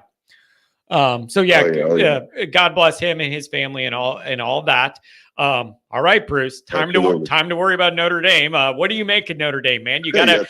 Bruce, you got a big win there over an undefeated top 15, well-coached team. You're into the bye, but you're fighting a ton of injuries. Like, what do you make of the position Notre Dame's in right now?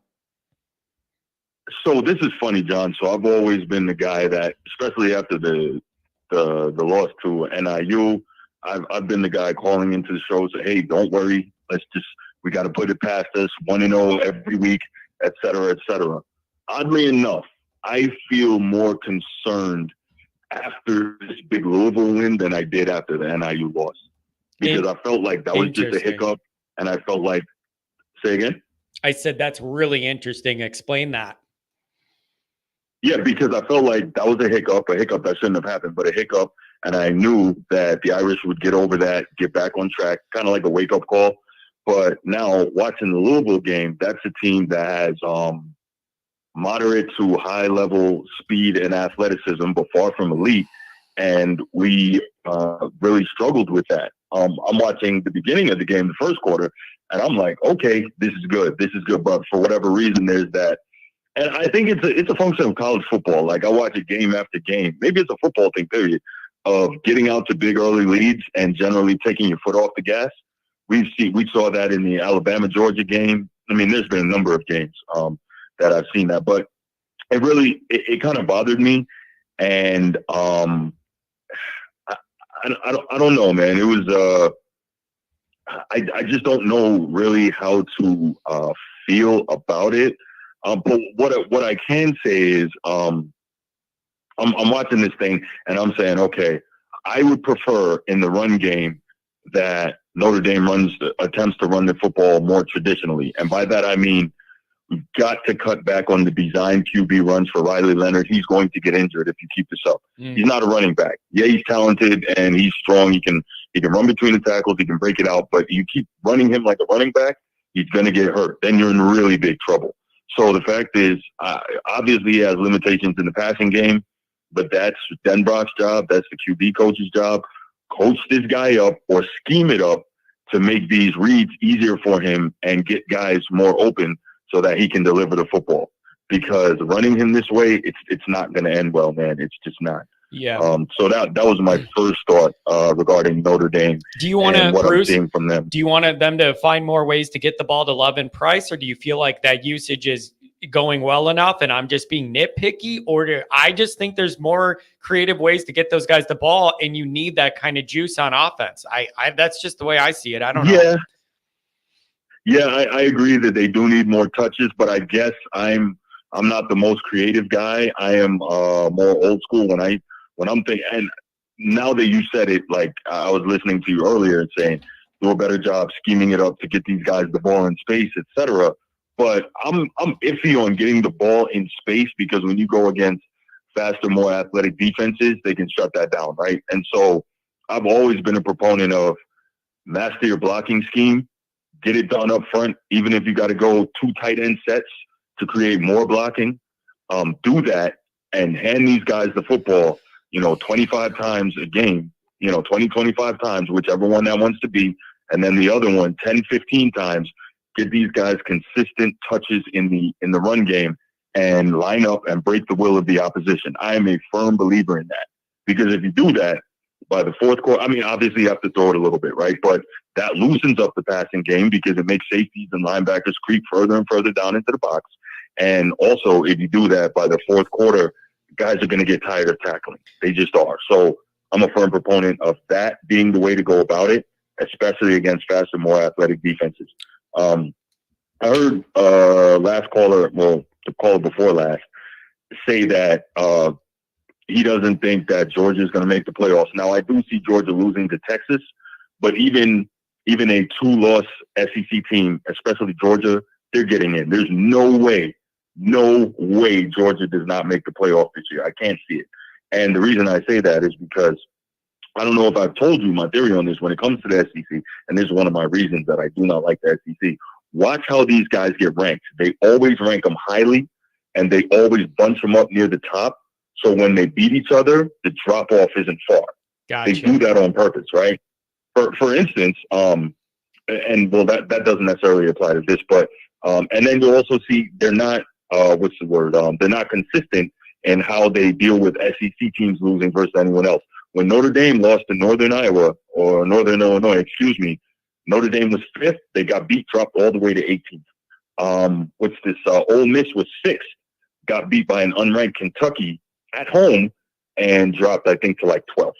So they're not consistent in how they deal with the SEC, and this is just another one of my problems.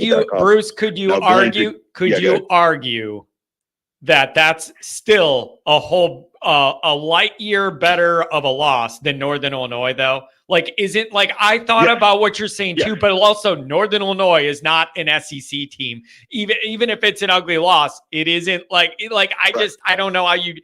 That's just an awful place Notre Dame put themselves. I agree.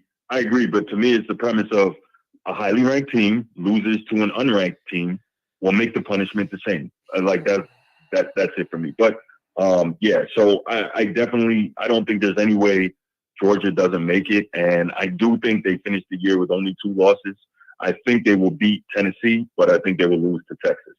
And you heard my spiel on the rankings and how they make sure you have SEC teams ranked higher. So Bruce, let's say Notre Dame You know, they're battling all these Yeah. injuries. They're fighting in their claw. They lose one more game the second half, and you're 10-2. I think Notre Dame's out at 10-2 this year because one of them's Northern, and I just think they're going to jam up a bunch of SEC and Big Ten teams where maybe they have losses, but it's to teams on the radar. Like, that's another reason the NIU loss hurts so much is if you're in a 10-2 race, that being one of them is really going to work against you. Well, I don't think Notre Dame does finish 10-2. I think they finish 11-1. Ooh, But regardless, at 10-2, I have to agree. I have to agree that at 11-1, I believe they do. But we'll find out. And again, to your point, the other thing you mentioned, NIU, who we're now rooting for, playing like crap since their Super Bowl against us. Yeah. So yeah, that's tough. But also, we can continue to root for A&M, hoping they get better and that they will, hoping that they improve and become the team that a lot of people thought that they could be. They got a really interesting matchup. The more that helps us. They have a really interesting 11 a.m. early morning matchup this week. Missouri, and I want to see I want to see A&M's defense going against the Missouri offense. That is one of the top games I have circled to watch over the weekend. Take a look at that. I don't know, Bruce. These injuries, man, they're piling up. 10 or 12 frontline guys now. Like, do you consider that in your expectations? Or are you like, you got to have depth, next guy up, no excuse, win anyways? How do you fall on this? Is more than a couple unfortunate injuries. Notre Dame slammed in the injury room. Yeah, no, it's tough. But to your point, as you mentioned, the bye definitely came right at the right time. But I think, man, this Notre Dame defense is one of the best we've seen in quite some time.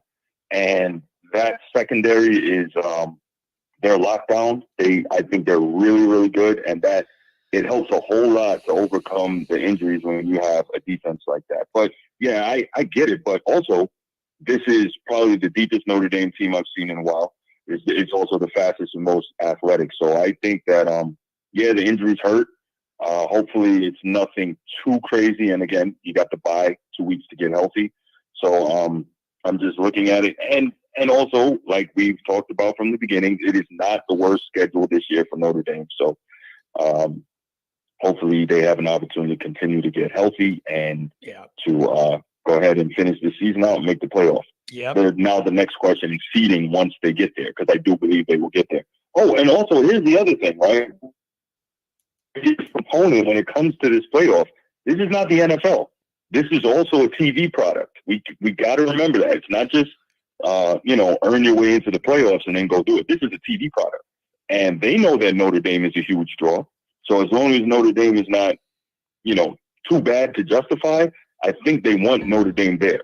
I think the powers that be don't want Notre Dame winning a championship, but they want Notre Dame there and they want them around because I'm telling you, product, and Notre Dame is a gigantic draw. I get it, but if you want to tempt and test that theory the hard way, lose to Northern Illinois and let the committee decide what to make of that loss. Like, you're not making your case very good when you got that one. Anything else, Bruce? Thanks for touching base, and I'm glad to hear you guys are doing well and you're safe.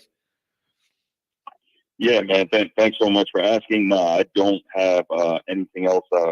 I just wanted to share those thoughts on your show today and kind of where I was in terms of Notre Dame. Man, and what I see. I really appreciate it, Bruce. So I want you to relax, man. No Notre Dame stress this weekend. You can hate watch all the SEC. You can hate watch SEC football for 15 hours in a row if you want, Bruce. All day down there in SEC land. Really don't do that. You could just sit there and curse the SEC all day, baby.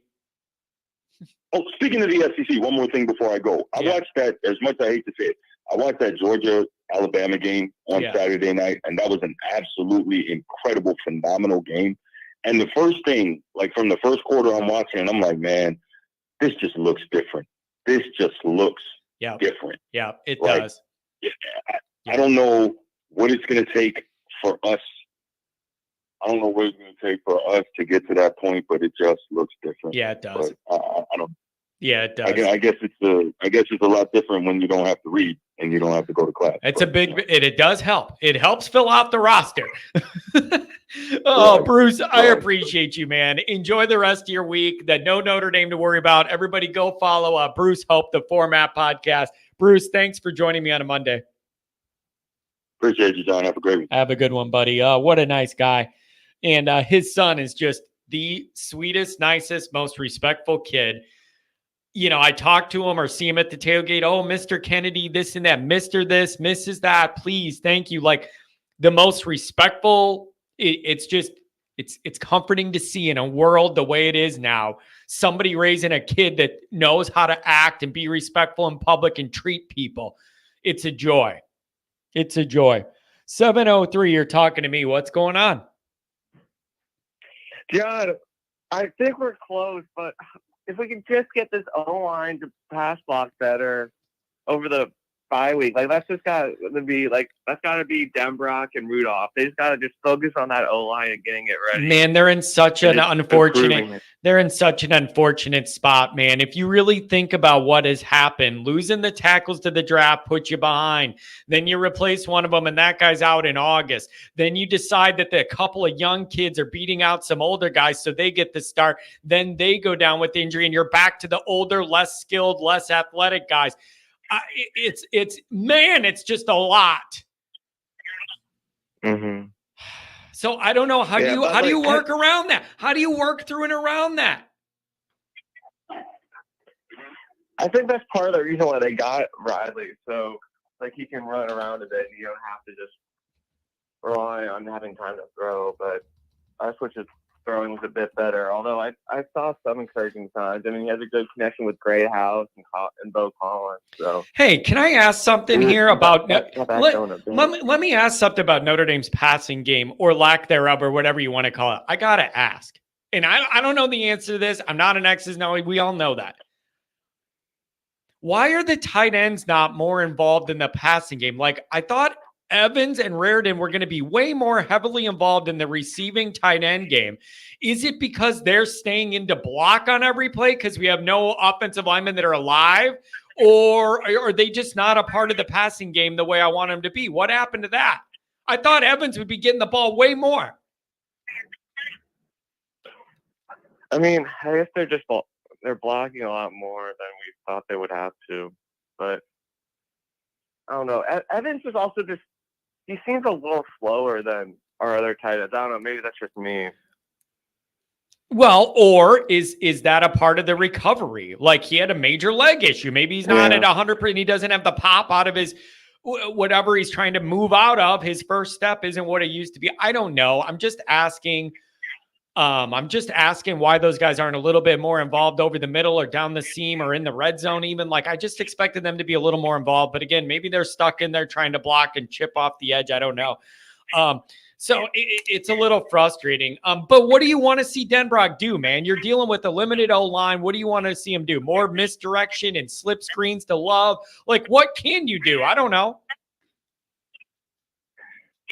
I mean, I just want them to focus on the film and improve on what they've been doing week to week.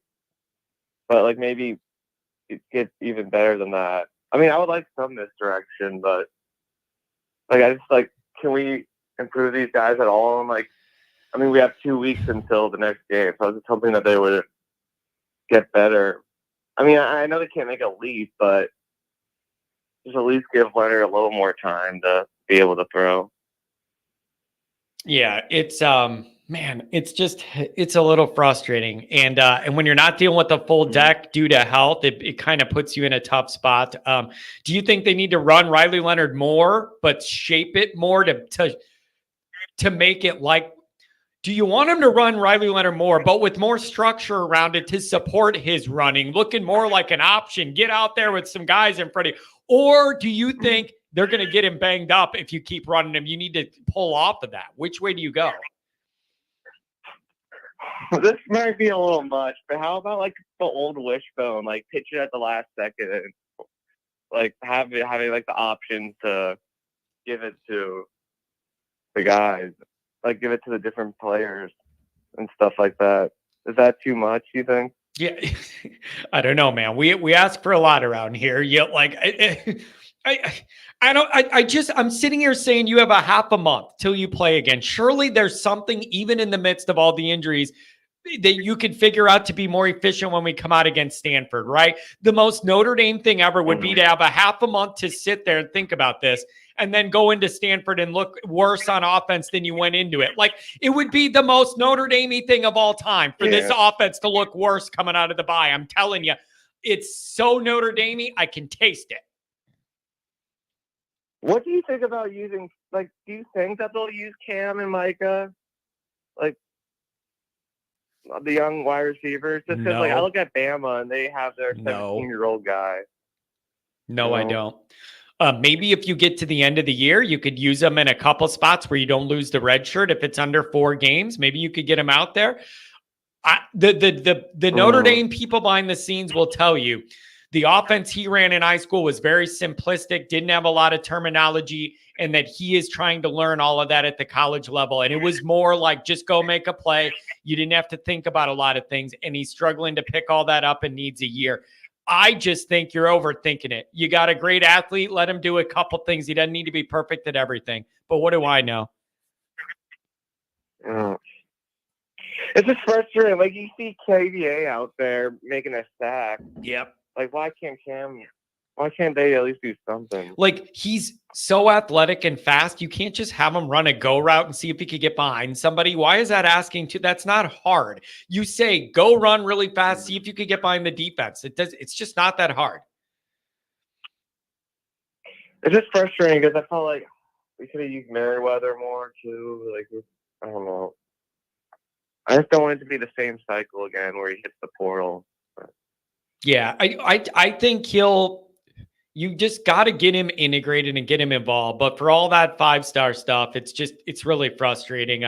Josh Miller says the worst part about Saturday was learning we're a lot closer to Louisville than we are Alabama. I'm telling you, you watched Alabama, Georgia, and everything just looks like it's on a different level. Speed, size, depth, skill, it just all looks like a different operation than the one we're running. It looks like our film's in slow motion. It's a little scary. Well, we're definitely putting on our Louisville and A&M hats for the rest of the season, though, just to help make sure maybe we can get a home playoff game if those two teams do well. Telling you, with SC. Texas A&M against Missouri is the number one game I'm looking forward to this weekend. It's going to be really interesting to see if A&M can hang in there, hanging in at the bottom of the top 25. It's really interesting. And Louisville, man, I don't know. That's a tough team. They're going to beat some people, and it'll be interesting to see their journey through the rest of the ACC. Especially if they can knock off Miami. I mean, Miami looks human, so if Louisville can beat them, that would help Notre Dame. Man, Miami barely escaped from they barely escaped their situation. Wasn't that a Friday night game too? I'm telling you, if I was a head coach, I would hate. If I was a head coach, I'd hate this Friday night stuff, Thursday night stuff. You're throwing off. These coaches are animals and creatures of habit. You're messing with the routine. Thursday night, Friday night, everything feels a little off. The vibe is different. I would hate preparing my team for like a Friday night college football. Everything's off, and I would not like it. Yeah. We've never had one of those, have we? Friday or Thursday night? I don't remember Notre Dame. I don't believe we have. I don't know if they're like, okay, you're Notre Dame, we're not going to make you play on a Thursday or whatever. Like, I don't believe we have. I don't think there's any scheduled, but it wouldn't surprise me if it's an NBC game of the week, Friday special. I'm telling you, it's coming. It's just a matter of time before NBC wants to put ND in that Friday window. I'm telling you, it's coming. Yeah. So I don't know, man. But well, John, like, I don't know. I'm cautiously optimistic about us winning out. But then again, like, there was the NIU game, but I don't know. I think the players, every game's got to be a win. So they got to give 100% to every game. And Notre Dame's playing week-to-week football right now, and that's all you can do is go beat Stanford and then go beat Georgia Tech and then get prepared for Navy, and that's all you can do. Notre Dame is playing week-to-week football, scrape through, get through 1 week battles at a time. That's the best we could do. Anything else on the way out? Thanks for touching base. No, I mean, just like, I know the service academies have been playing well too, so we absolutely cannot take them for granted. because they're both undefeated. So I'm telling you, gotta dude, especially be prepared for those. could you imagine a world? Could you imagine a scenario where Notre Dame loses to Northern Illinois and like Army or Navy? Could you imagine the scenario? I'm just throwing it out there because I hate it. And I'm just throwing it out there. You better be aware because they're playing a lot better offense than a lot of people think. That's all I'm saying. Yeah, Marcus just gotta get him ready, Marcus. Like, I'm believing in you, but you gotta win out these games. Oh, man. Yeah, it's going to be interesting. Hey, thanks a lot, man. Try and relax this weekend. Have a few drinks. Don't stress out over Notre Dame football, and then call me again. Thanks, John. Appreciate it. Have a good one, buddy. That's so funny. Somebody said this caller needs to calm down. 347, what's going on? Last caller of the day. Welcome. What's up? Hey, John. What's up, bud? How are you? I'm doing well. I'm just trying to kind of get an understanding of exactly where Notre Dame's at here as we enter the bye week that we desperately need. And I'm just trying to figure out the realities of where Notre Dame's at. Do you have any insights?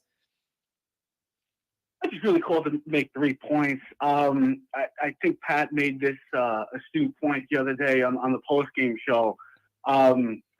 I think there is no overachieving at Notre Dame in regard to the quarterback situation with Riley Leonard. All the more reason to definitely not go back into the portal because this has been, a fail. This team is limited. This team needs to be viewed with the perspective on taking it on a week-to-week basis. They're just going to have to grind it out, and we're going to have to take them for what they're for.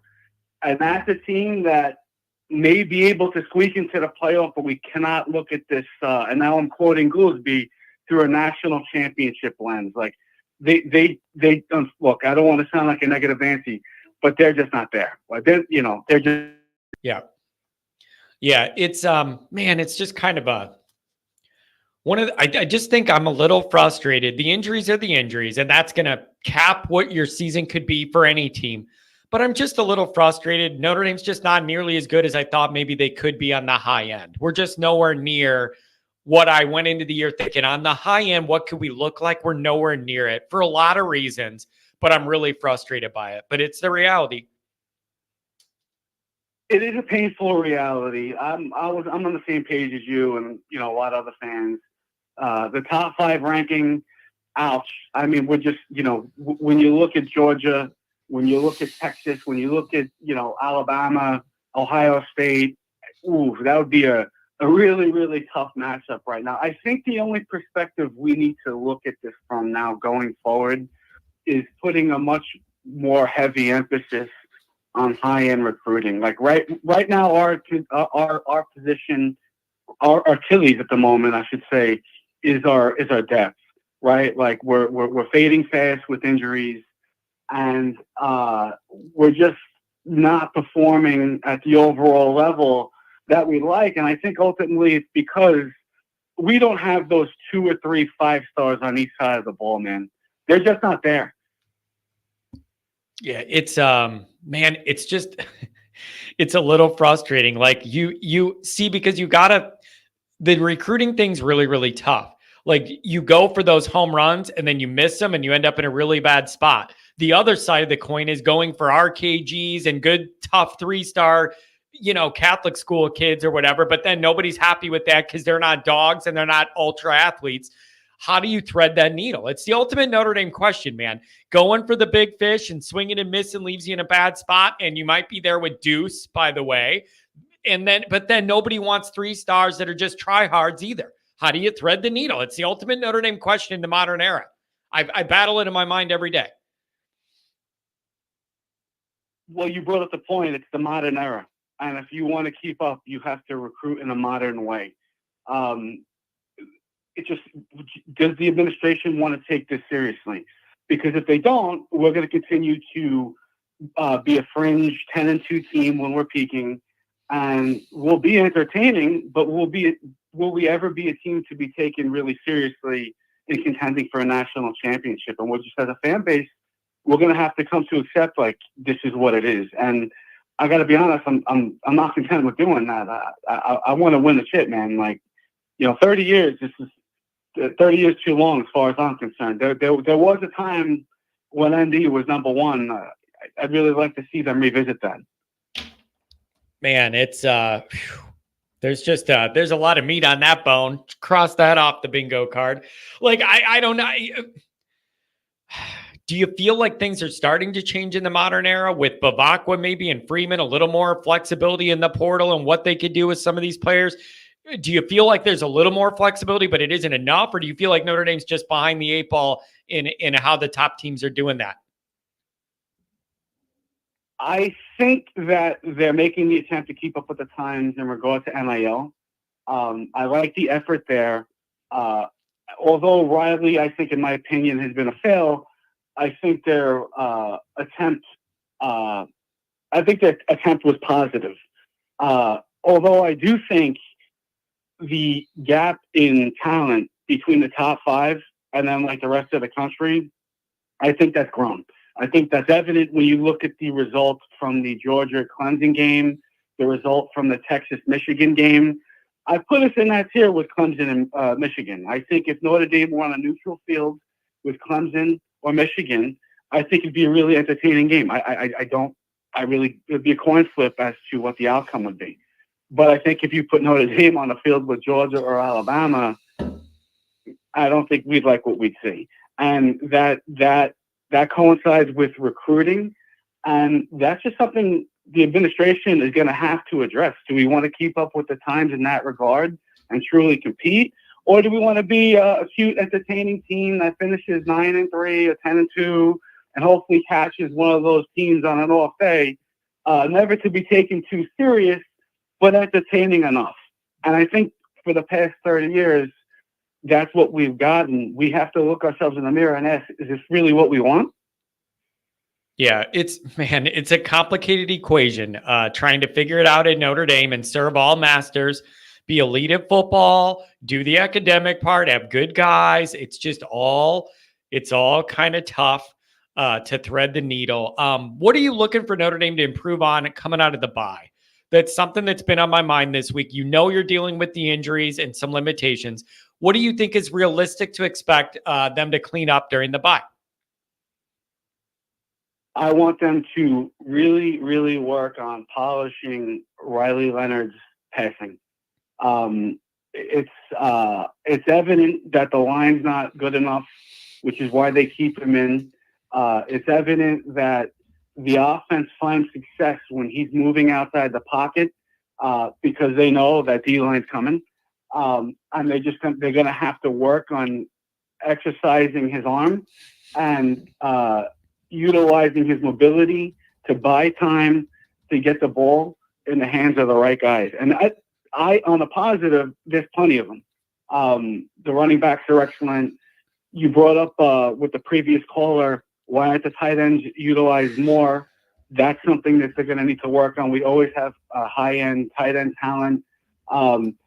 Chris Mitchell, Bo Collins, the receivers, I think they're better than last year, although the statistics would indicate different.